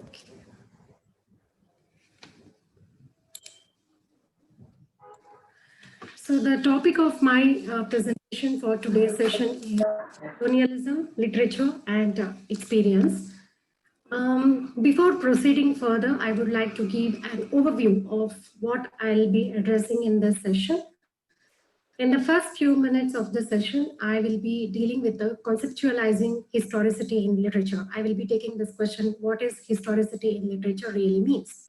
In the second half of the session, I will be moving towards a descriptive exploration of a specific incident from a novel to illustrate the conceptualization of historicity in literature. Let us begin our discussion by deliberating upon this key term which is used in today's webinar, that is historicity. Any discussion on historicity begins with the question, what does historicity deal with? In simple terms, historicity is a way of thinking about the past. It emphasizes on examining the facts and truths of the past. When we apply the question of historicity on any sociological or political narrative, it leads us to historical inquiry surrounding a specific incident. So the questions revolving factual details becomes important. But the relationship between historicity and literature is of different nature. When we apply the question of historicity on literature, it will take a different route altogether. The question of focus here would be what is meant by historicity in any given literary works like novels, poetry, short stories, plays, etc. Or we can reformulate this question in a very simple terms and ask this question, how do we unearth the element of historicity in any given literary text? There are two possible ways to talk about the relationship between historicity and literature. The first way would be by exploring the facts about the characters that are sketched in the novel or in a literary text, or the incidents that are mentioned in the novel, described in the novel.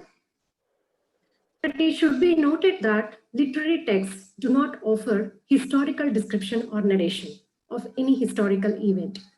There could be passing reference to historical dates. There could be passing reference to some names which appear in history. But as such, literature or literary texts do not offer any sort of historical narration. Let me elaborate this point by taking an example. I would like to take the instance or example of partition literature. Partition literature is more concerned about sketching the pain and the suffering that this particular incident in history of India and Pakistan inflicted on ordinary human lives. Historical facts and events are used to fictionalize or characterize the emotional turbulence this particular incident in the history of India and Pakistan created, caused, or inflicted on human beings. So, partition literature's main focus is not on facts or actual details. Rather, it focuses on the communal violence, it focuses on the mass exodus, it focuses on the anxiety of cultural dislocation, anxiety of settling in another culture, etc. This is what Urvashi Butalia calls as underside of history. Again, I borrow Urvashi Butalia's expression, human dimensions. She says that human dimensions get their space in literary texts rather than facts and events. So here, what I am trying to say is, by taking the example of partition literature and Butalia is, there is a clear distinction these people are making between history and literary texts. This distinction becomes more clear when we look at Butalia's particular citation. She says, history of partition seems to lie only in the political developments that has led up to. And other aspects of partition like how families were divided, how friendships endured across borders, how people coped with the trauma, how they rebuilt their lives, what resources, both physical as well as mental, they drew upon, how their experience of dislocation and trauma shaped their lives, and how cities and towns were rebuilt and enthused with new lives. So these aspects, these are human dimensions, which she calls, she puts a collective word called human dimensions. So these human dimensions, which are absent in history texts, which are not sketched in the historical records, they find their voice, they find their expression in literary texts. So this is what is most of the scholars and most of the people dealing with historicity in literature, they make a clear-cut distinction between history and literature. This example of partition literature I have taken to show that when we are dealing with this question of historicity in literature, addressing certain questions like whether a particular character lived in history or whether a particular incident happened in history in one particular manner, such type of questions becomes inadequate questions. In other words, digging a fact out of fiction looks like an inadequate exercise. So I'll stop at this and we'll move on to the second possible way of looking at the relationship between historicity and literature. The second possible way would be by asking this question, what sort of experience of history shaped the manner in which the plot gets constructed by an author and influences his narrative style, characterization, etc. So this becomes the key question of historicity in literature. Let me elaborate this point by taking an example. While reading novels, particularly in English or in any regional language, we come across a series of characters like Baka, Pandurang Sambikar, Raju, Rosie, etc.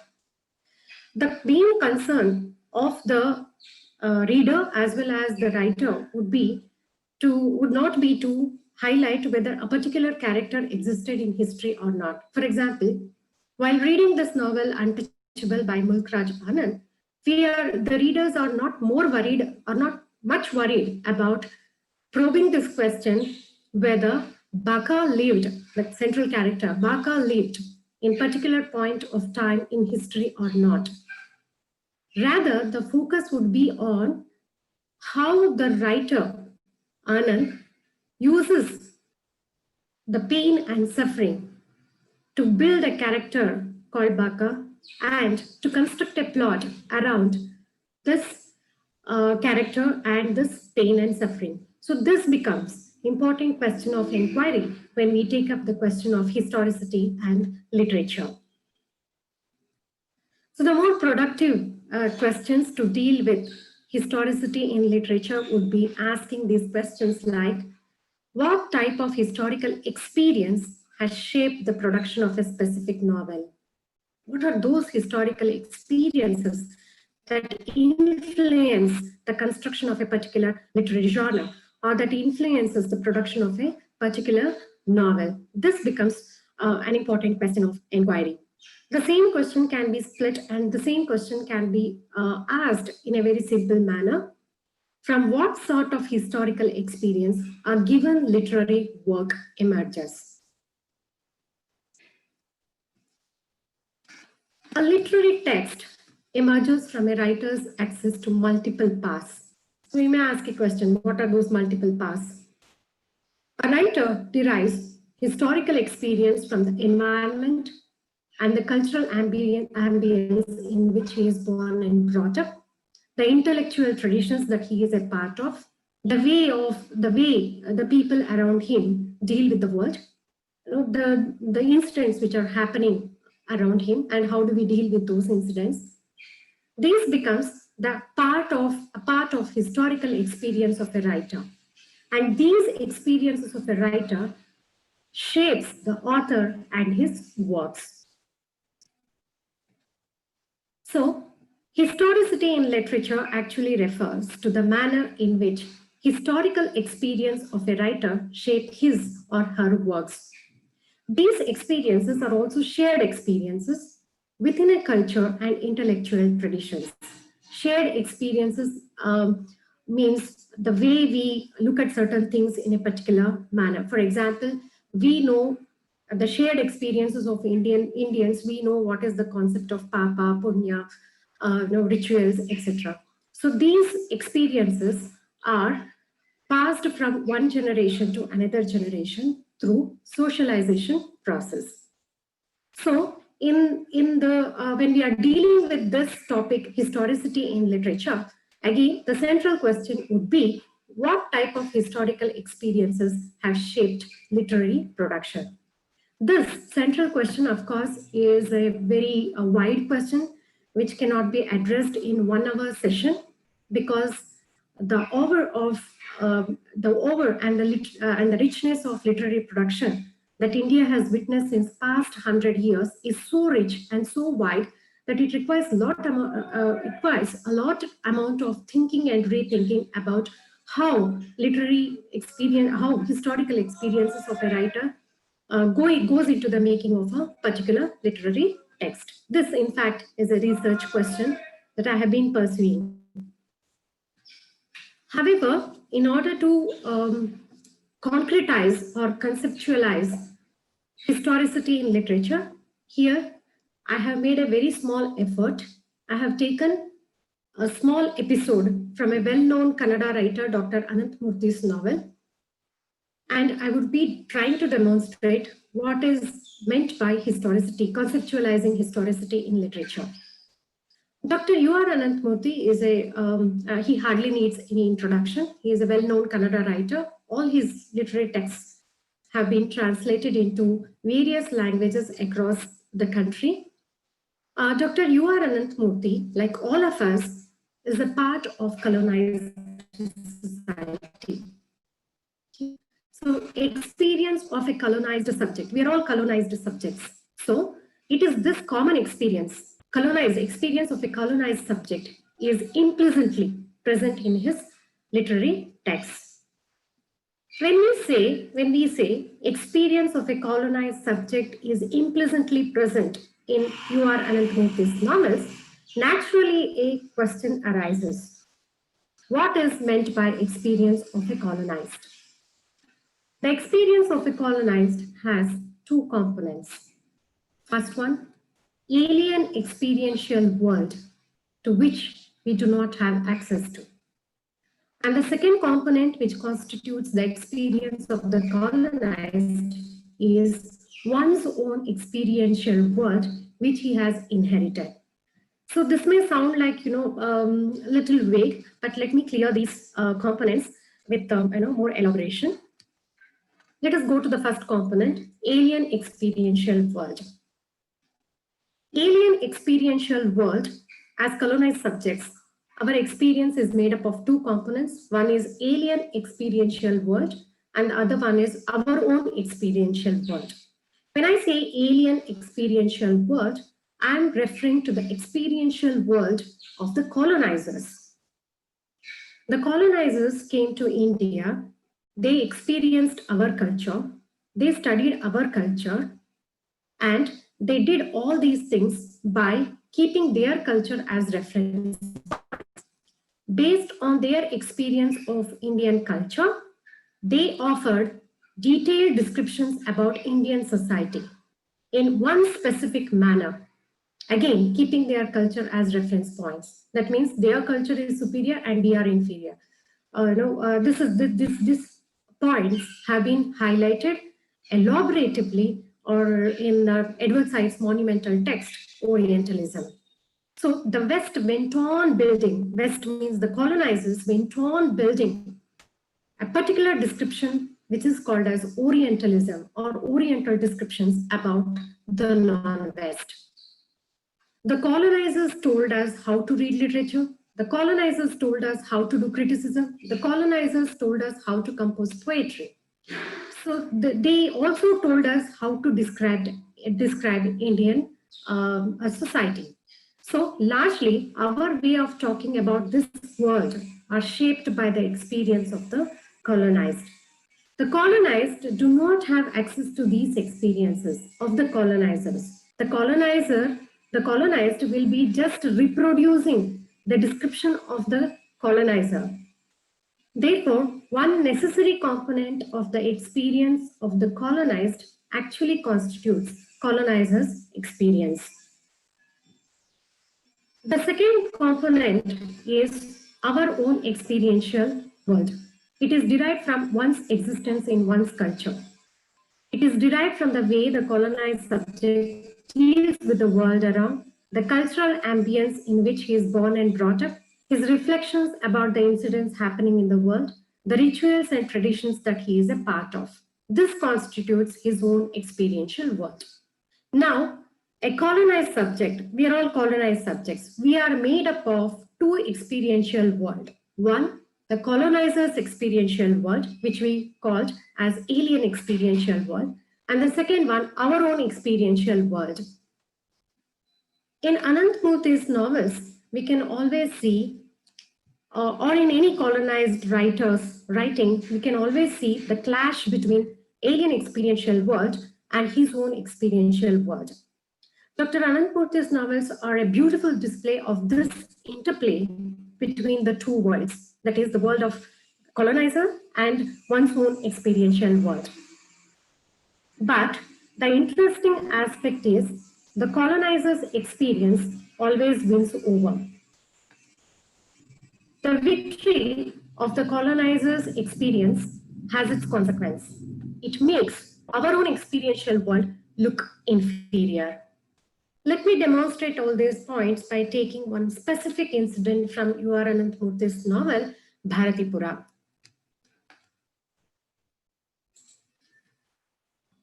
Here I'll be taking a close reading of Saligrama episode. There is one particular incident in Anant Murthy's novel called Bharatipura.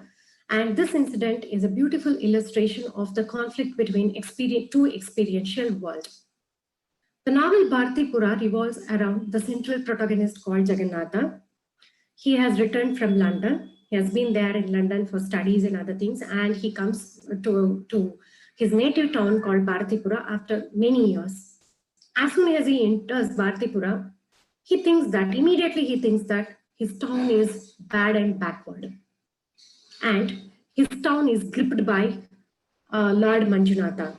There is a temple in his town, and from the moment he enters into this town, he starts hating the temple.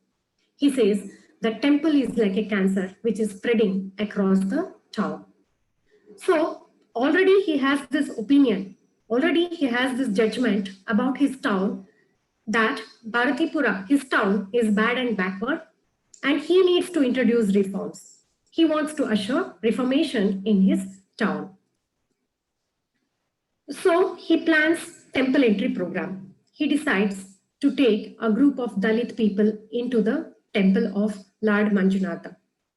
But before social reformation, he decides to do the reformation, start the reformation from his house and from himself.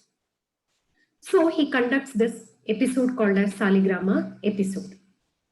Saligrama is actually one of the objects of worship, a series of rituals surrounding this particular object. And he decides to, there is a Saligrama in the house of Jagannatha, and he has been, his family members have been offering puja to this Saligrama since generations. Suddenly he gets an idea that Dalits should come and touch this Saligrama. And this is going to be a great event for the Dalits. So he has this assumption that he will be giving a very great opportunity for the Dalits to come and touch the Saligrama of his house. This particular incident wherein Jagannatha forces, I'm using the word forces, Dalits to touch the Saligrama of his house is famously called in Kannada literature as Saligrama episode. This is a classic illustration of the interplay between the colonized experience and one's own experiential world. I will elaborate this. The whole Saligrama episode is constructed by Jagannatha based on one central assumption. What is the assumption here? He assumes that Dalits are denied the opportunity to worship. Because he is a part of Brahmin community, it is his moral duty to give them this great opportunity and correct the historical wrongs. This is his assumption.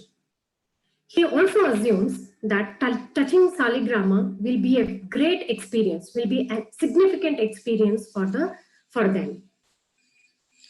But when he is conducting that Saligrama episode on that particular day, he becomes very restless.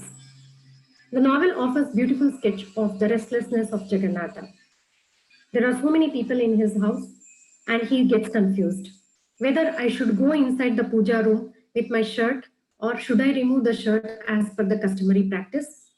whether I should bring the Saligrama out of the puja room with the casket or just like that.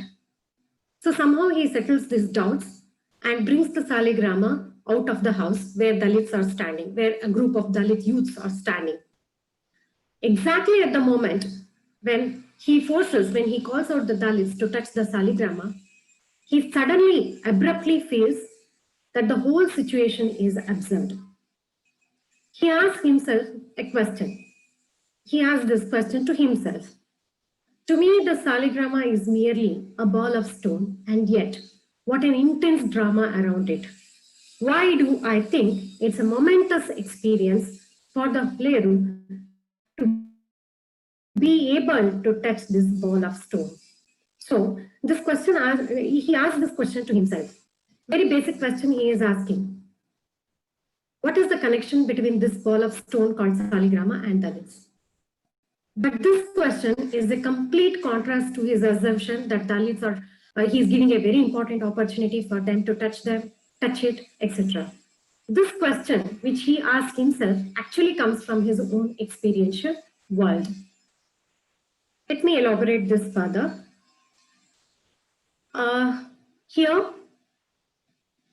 assumptions are there, and assumptions are juxtaposed with his experience. And what is the beauty of this text is the text gives space for both assumptions and to explore the experiences also. So in the beginning, Jagannatha assumes that long ago everybody could touch Saligrama. But in the text, I am taking everything from the text only. But in the text, he himself admits that I cannot provide any historical evidence to prove any connection between Saligrama and Dalits. Second assumption, he assumes Dalits are craving to touch the Saligrama. They are eagerly waiting to touch the Saligrama. But he himself experiences that they are indifferent towards this act. There is absolutely no connection between them and Saligrama. This Saligrama may be an important object for people like Jagannatha, but it is not at all an important object for people who follow one particular kind of rituals. He experiences that they have their own ritual life. He experiences that his gods are different from theirs, and they have built their ritual life around their god. He also experiences that they are more concerned about crops and rains, about health, etc., than touching about some unconnected object like Saligrama. I told you the Saligrama may be an important thing for Jagannatha, but it is not at all an important thing for Dalits because they have different problems and they have different concerns altogether. Let us go to third assumption. Jagannatha assumes that he is giving them a great opportunity or a momentous opportunity, and they are eager to utilize this opportunity. But when this assumption, again, we can juxtapose this assumption with the experience, he experiences that they are not at all interested to touch it. He experiences that they are least interested in his entire reform program. So I'm picking all these experiences from the minute reading of the text itself. Because Jagannatha is forcing them, they mechanically come and touch it and they go away. The mechanical performance of the action again adds to the experience of Jagannatha. He also experiences that by forcing them to touch something which they are not interested in, to which they are not at all connected, he is committing violence on them. The fourth assumption is, he assumes that this act can restore dignity to man and lead to social development. But in the novel, there is no evidence of it. Even after touching Saligrama, their condition remains the same. In fact, by imposing his ideas on them, he is depriving them of their dignity. He is nullifying their ritual practices and forcing them to do something that they are uninterested and not at all connected to.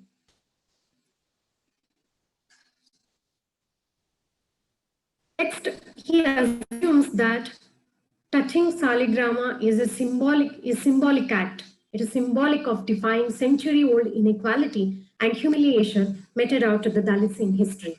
He thinks that he is the harbinger of reforms. But in the novel, there are many evidences wherein he treats them with most inhumanity.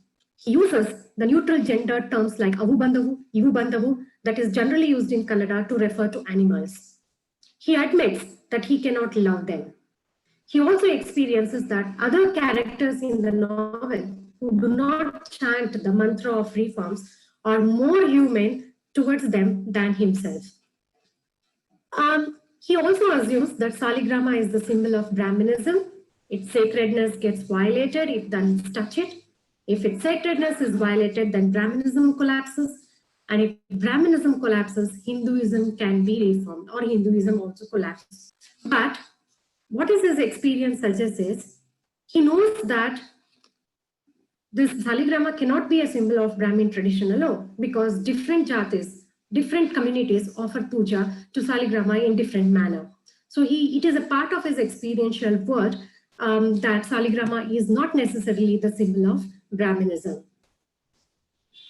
So here I have juxtaposed the assumptions of Jagannatha with the experiences of Jagannatha by taking ample evidences from the text itself.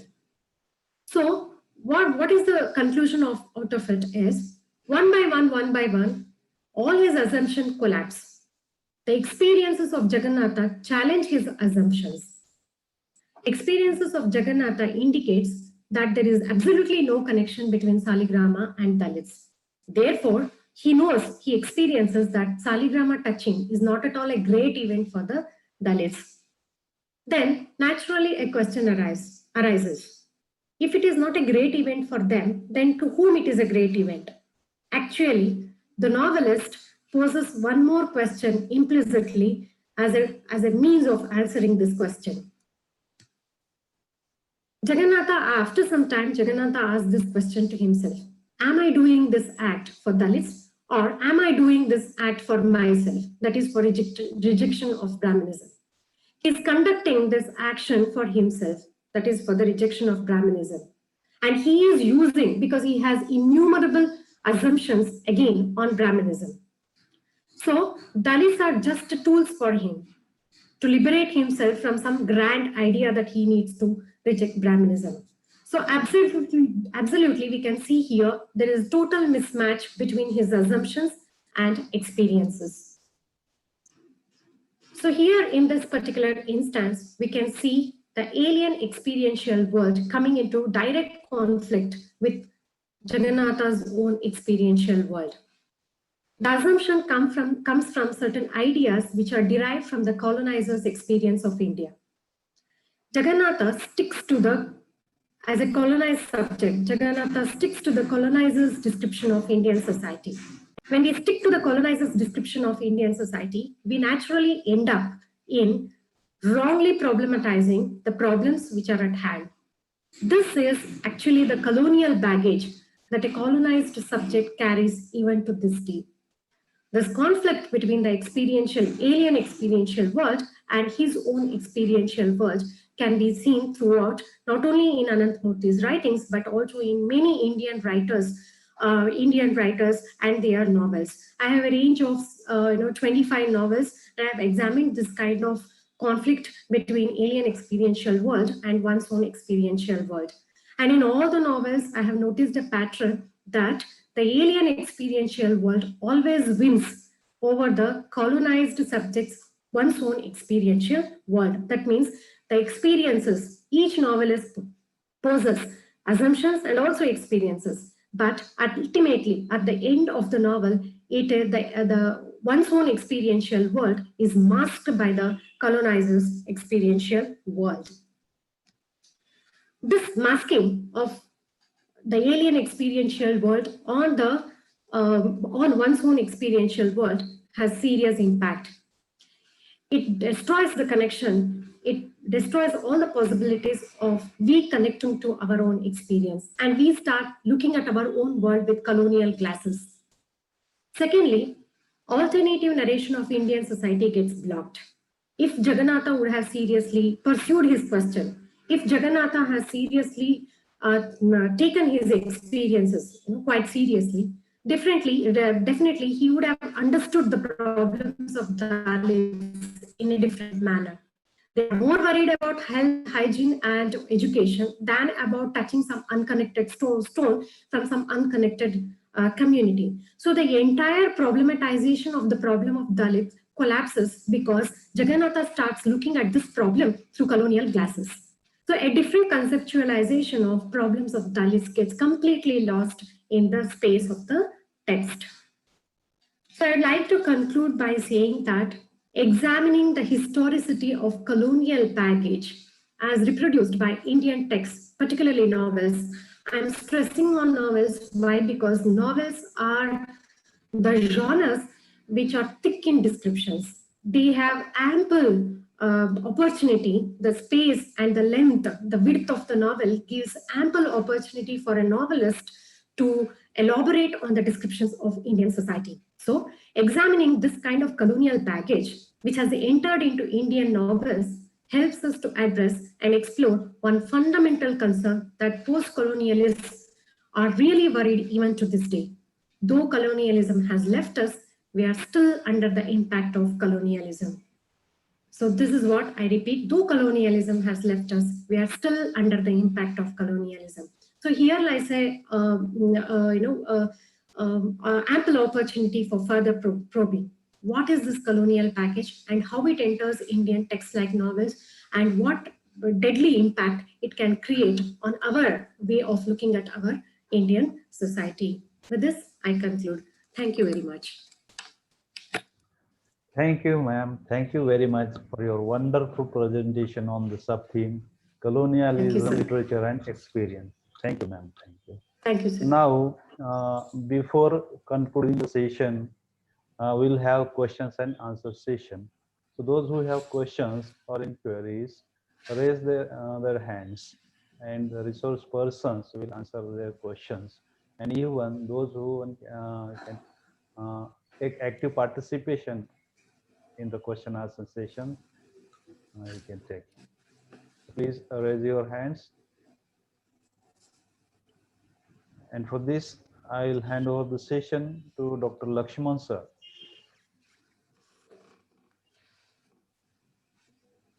Dr. Lakshman, am I audible? Please unmute yourself. Yes, sir, unmuted. I'm starting my video as well. Yeah. Please carry on the session. Yeah, the session is open for discussion and for the questions and answers.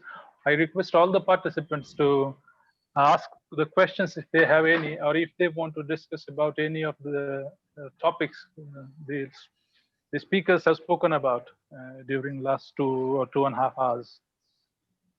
Is there someone who wants to ask a question? Anyways, if that is not the case, I have initially I have a question for Shilpa ma'am. Maybe Brian can contribute to it, and even Manjushri. Shilpa ma'am. Hello? Is Shilpa ma'am there? Yeah. Shilpa ma'am, are you there? Unmute the mic. Yes, I have unmuted. Yes. Can you hear me? Yes. Lakshman? Yes, ma'am. Yes, ma'am. Very much. I have a very simple question. You know, you were talking about the Bhakti movement, in which you told us that there was a tendency of assuming the position of a bridegroom, a bride. Right. Now, throughout this Bhakti movement, I have been wondering all the time that people take, I mean, all the bhakts take all the forms, but I have never seen that, even in Shakta Sampradaya, never seen that man assuming the position of a husband. Of course, a woman can assume the position of a wife, but we never see that man is assuming position of a husband over a deity. And isn't this something to be noted in relation to this Bhakti movement?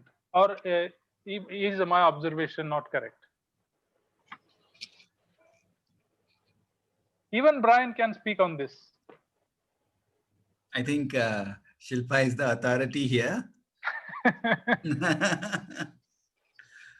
This is just a strange question that came to my mind, nothing else.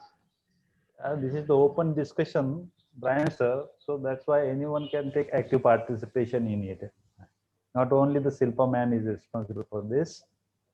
I think she has ultimately, that thorough knowledge. That's why she could better explain it. I think these are just forms that present themselves in front of us. The primary, let's say, focus of meditation is God. So right. yeah, so whatever form that is manifested in shouldn't bother us so much. You take, for example, Kiran Nagarkar's novel Kakold, and you find Yes. it's a beautiful novel, very, very beautiful novel, where the devotion to Indeed. Krishna, yes, is prioritized over the devotion to the husband. So I think this is what bhakti is about, a freedom from the chains of expectations and bondage. Thank you. Of course. Shilpa. Lakshman, actually, hello? Yeah. Yes, Can ma'am. you hear Yes, me? ma'am. Yeah. Yes, ma'am. Very much. No, not Unmute now. your mic, Shilpa. Shilpa, ma'am, unmute your mic. Your mic seems to be muted. Can you hear me? Yes. Yeah, now yes. Okay. Lakshman, when we talk about the bhakti tradition or the bhakti movement, it is basically the personalized devotion to God, the relation with or communion with God, the communion between the soul and the God. So there is no restriction of any kind of humanly relationship over there. And the person who is in deep, this divinity or in a relation with God takes different forms to, offer his prayers or to worship the divine. And in that way, if the person takes any form, whichever form suits him, like that of a bridegroom or bride or mother or father or son or daughter, any form. So to whichever relation he feels comfortable with, to whichever relation he feels more connected with. So he takes, he assumes that relationship with the divine. And here we also see that it is basically without any form, the one-to-one connection between the soul and the Almighty. So upon the comfortability and upon the connectivity, these relationships are assumed. Okay, ma'am. Thank you.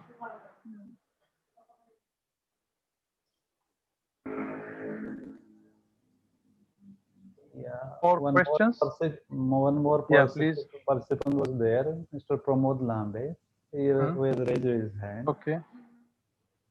If please unmute him. Yeah. Mr. Pramod, am I audible to you? Can you hear me? Okay, I think he is left, I think. So anyone else? Those who want to ask any question?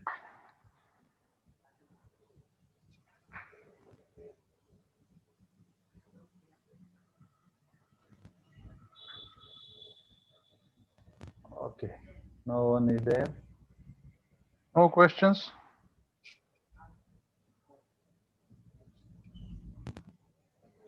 So shall we conclude, Lakshman sir? Yeah, please. Just an observation, sir. There is someone is there. Yeah. Kamble Umesh Dattatre wants to ask a question. Yeah, Dr. Kamble sir, please unmute yourself.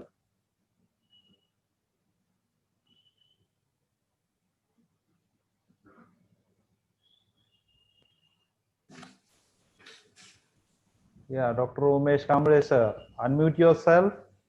Yeah, thank you. Ask your question. Yes. Yeah, you are audible. Please go on. Can you listen? Yes, exactly. Yes.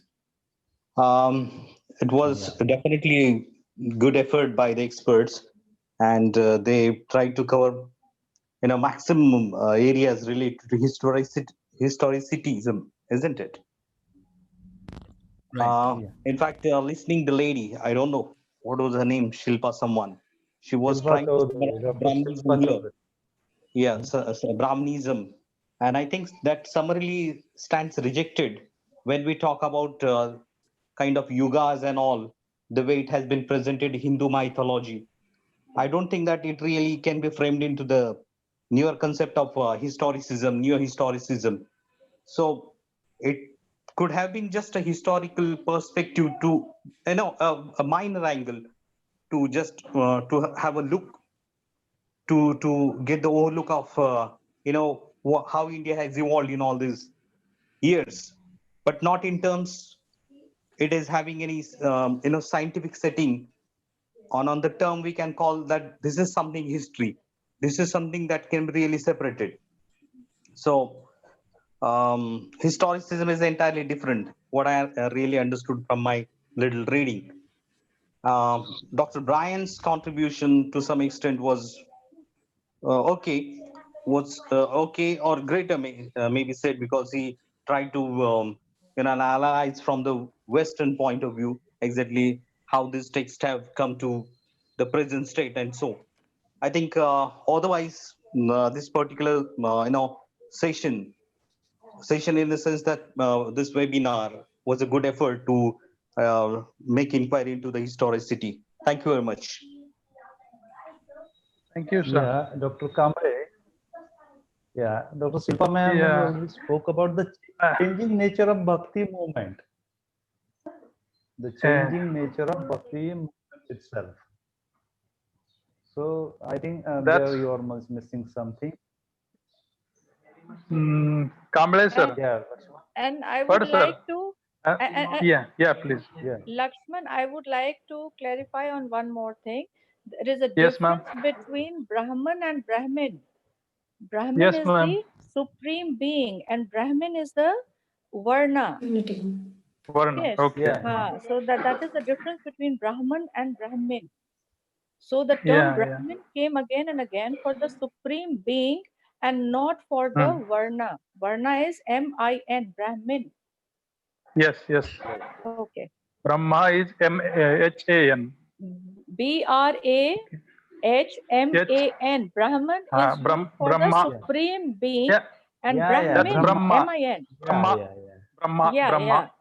Yeah. So there's a difference between the two. Yeah. We got yes. There is another point I'd like to highlight in relation to Dr. Kamble's statement, in fact. I mean, it has come out really like as people were speaking about, you spoke of a movement, Brian spoke of something, and suddenly I realized when Dr. Kamble was asking a question, what Manjushri actually spoke of.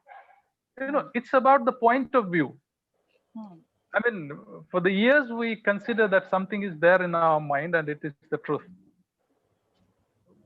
Are we really open to everything? That is what she was trying to point out.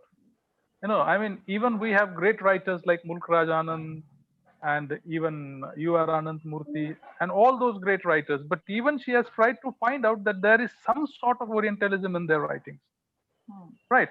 So this was an experience. We also need to look through this angle, that every time when we try to propose that my understanding of a certain thing is like this, can there be anything else? Can there be another angle to look at this thing? Yeah. So that is one more thing that I'd like to bring it to the notice of all the participants. That is one thing. I think Manju can add more to it. Once again, my entire presentation is based on, one second, I forgot to display this slide. Actually, it would have answered many questions. See, the entire presentation is based on Edward Said's text, Orientalism. So when Edward Said wrote Orientalism, he was very clear what he was talking about. See, West describes non-Western cultures in one particular manner. West is superior and the other cultures are inferior. And through this central idea, West went on constructing new ideas, new descriptions, travelogues, everything, and new write-ups, new discourses, etc. So the same thing is also remain. He says way back in 1978 he wrote, and he was very pretty sure that when any literary production, particularly novel, when a novel emerges from a non-Western country, it actually carries the baggage of Orientalism.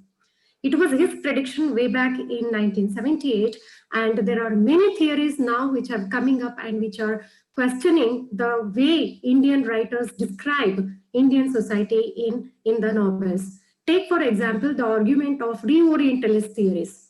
They have minutely studied Indian diasporic novels, and they have found out, and in fact, they have argued in series of their texts, and this new theory is called as reorientalism theory, wherein they says not only the Western writers are engaged in orientalizing the East, but even the Oriental writers are also reorientalizing themselves.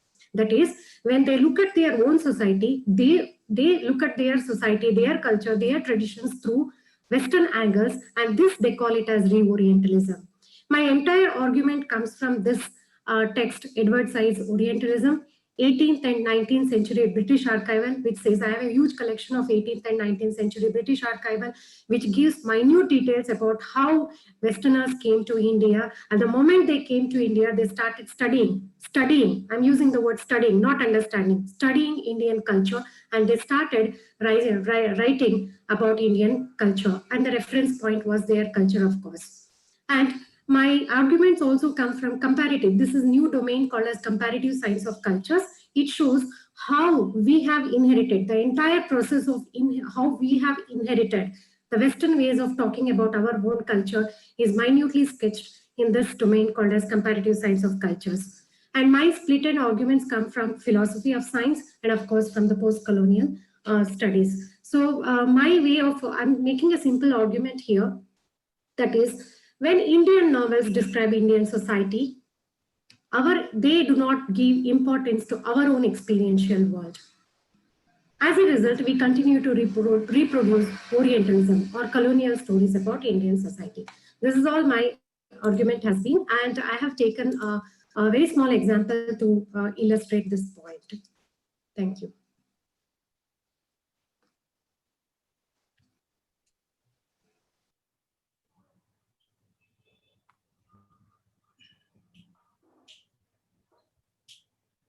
Okay. Kamble sir wants to say something again. Yeah. Dr. Kamble sir, Yeah. Unmute yourself. Please.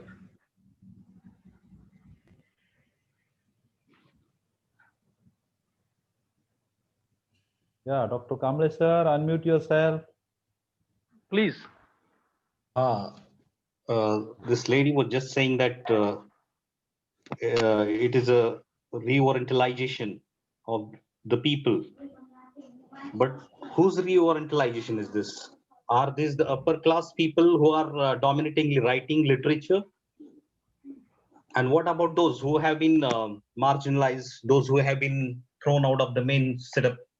And now they are writing these days. But for thousands of years, in my understanding, they have been writing their own. They have their own voice. It has been written there. Some of those examples in the history would help us in how in Tamil, a certain guru had to submit himself to a Matang lady. Matang, do you understand a Matang? It is a depressed, lowered class in even it is found in Maharashtra. Now, all these great traditions are not at all cherished.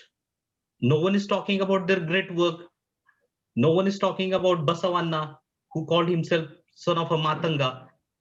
And we are just talking about from the angle of distinguished or so-called upper people. So what am I trying to propose is that until and unless we talk about these people, we explore about we listen about them, I don't think that India or that particular spirit will ever serve calling ourselves as a sovereign or a country where the people are living with those ideals and so. So I strongly feel that the literature that's supposed to produce or people, those have been cut off from the mainstream, need to be focused more and need to be seen more. Even they enjoy similar kind of spirit. What the upper, they are just experimenting. What the lady was talking about, your Murthy's novel, how that Brahmin fellow felt, he wanted others to touch, but he himself gets through, kind of change, kind of, mental conflict. So I strongly feel there are a number of other, literary works. I can also watch a film like Sairat, for example, that has given again a new dimension where a Dalit boy, marries upper class girl and is living a life happily. But what comes to his to his life is the same incident is repeated. He's brutally murdered. Both the boy and the girl are murdered, and the child is left to live alone with the unpredictable future. I think historicity, now what these people are doing, again, maybe at university circle, maybe at college level, are simply focusing on those American based, maybe upper class based literature and their perspective. No much weightage has been given to those who have been oppressed, those whoever are trying to speak, whoever are trying to express their views.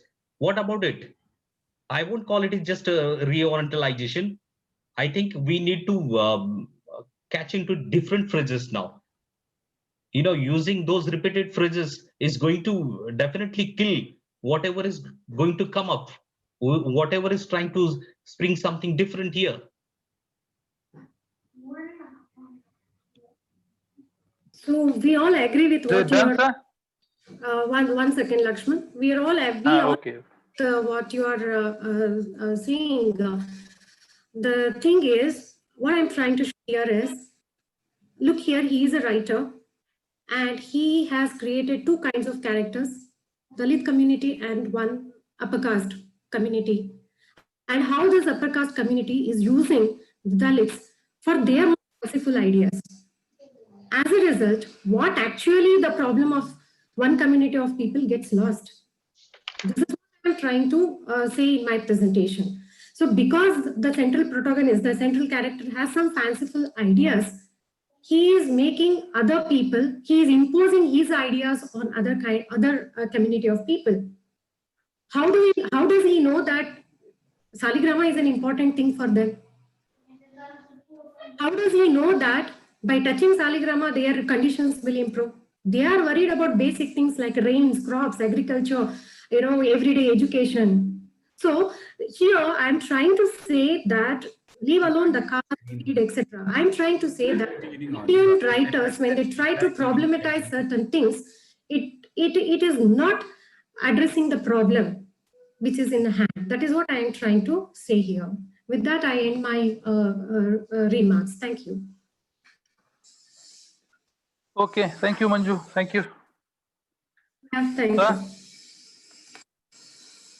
is there any other question? Any query? I think no one is there. Okay. So, shall I conclude the session? Yeah, please. Now, may I request Honorable Advocate Kishorji Girwalkar sir to conclude the session with his concluding remarks. Kishorji Girwalkar sir. Am I audible, sir? Hello. Yes, yes. Sir? Yes, sir. Yeah, you are getting, yeah. Hello. Hello. Yes, sir, please. Is it okay? Yes, Yes, sir. sir. Yes, sir. Hello, friends. Good afternoon. I have just heard Professor Manjushri Madam and Shilpa Chaudhary, as well as Dr. Brian sir.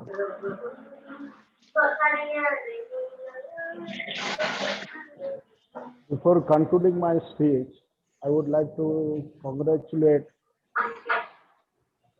the chief guest or resource person who have addressed much more knowledgeable and most effectively. I would also like to mention one thing that now I have heard Mrs. Manjushri Madam and also heard her Saligram episode. I think Saligram episode is regarding the movement of Dalit who were unable to touch the Saligram Murti, etc. I think this is the base of the our constitution led by Dr. Baba Sahib Ambedkar, and I think it is the reflection in the our constitution from this historical literature. So entirely, I think a conference, which is I think it is a national level conference, was conducted very nicely. Everyone has addressed very nicely. I congratulate Dr. Manjushri Madam, Dr. Shilpa Chaudhary, Dr. Brian Sir also, and also congratulate the organizers of the this conference, the principals of both colleges and head of the departments who organized this conference nicely, and also congratulate who are participated in this entire conference since from morning. So I think I would not exhaust much more time, and hereby I conclude my speech. I also base my thanks to all, and thanks. Thank you, sir. Thank you very much for chairing the session and for your concluding remarks. Thank you. Thank you very much. Now, may I request Dr. Taufik Mangure, sir, to propose the vote of thanks of the session as well as of the conference. Please, Dr. Taufik Mangure, sir. First, sir. Yes, sir. Yes. I think someone Hippargi was a participant in this conference. Yeah, Hippargi. Hippargi. Yes. Is there any Hippargi? Please unmute yourself. The chairperson wants to ask you something. Hello? Sir, I think no one is there. Or if you find, let me know thereafter. Okay, sir. Okay, definitely. Thank you, sir. Now, Dr. Taufik Mangure, sir. Yes, sir. Yeah. Can you hear me, sir? Yeah. Okay. So, on behalf of the Departments of English of Mahatma Gandhi Mahavidyalaya Ahmedpur and Kholeshwar Mahavidyalaya Ambezugai, I would like to express my sincere thanks to Professor Manjushri Madam for giving a very fine explanatory speech on on colonialism, literature, and experience. I would like to thank Advocate Kishore Girwalkar sir, chairperson of this session and president of Bharatiya Shikshan Prasarak Sanstha Ambezugai. I thank all the active participants for giving their time and participating in this conference very actively. I also thank Dr. Vibhishan Ford sir and Dr. Lakshman Jogdan sir for giving me an opportunity to express the vote of thanks. Thank you so much. Thank you, sir. Thank you. Once again, I would like to thank all the resource persons, Dr. Brian sir, Dr. Silpa ma'am, Manjushri ma'am, and all the chairpersons of all the sessions, and all my dear participants, all of you. Thank you very much. With this, I think we will conclude the sessions. Dr. Lakshman? And send them the feedback links. Tell them about the feedback links and the certification. So all the participants are requested to fill the feedback objective type test form, and then you will get the e-certificate. So this is the mandatory criteria for certification. Please remember. And also I request those who have not registered for the conference, so those who can register. Please, registration and feedback form is compulsory for certification. Okay. Please be noted. Right. Okay.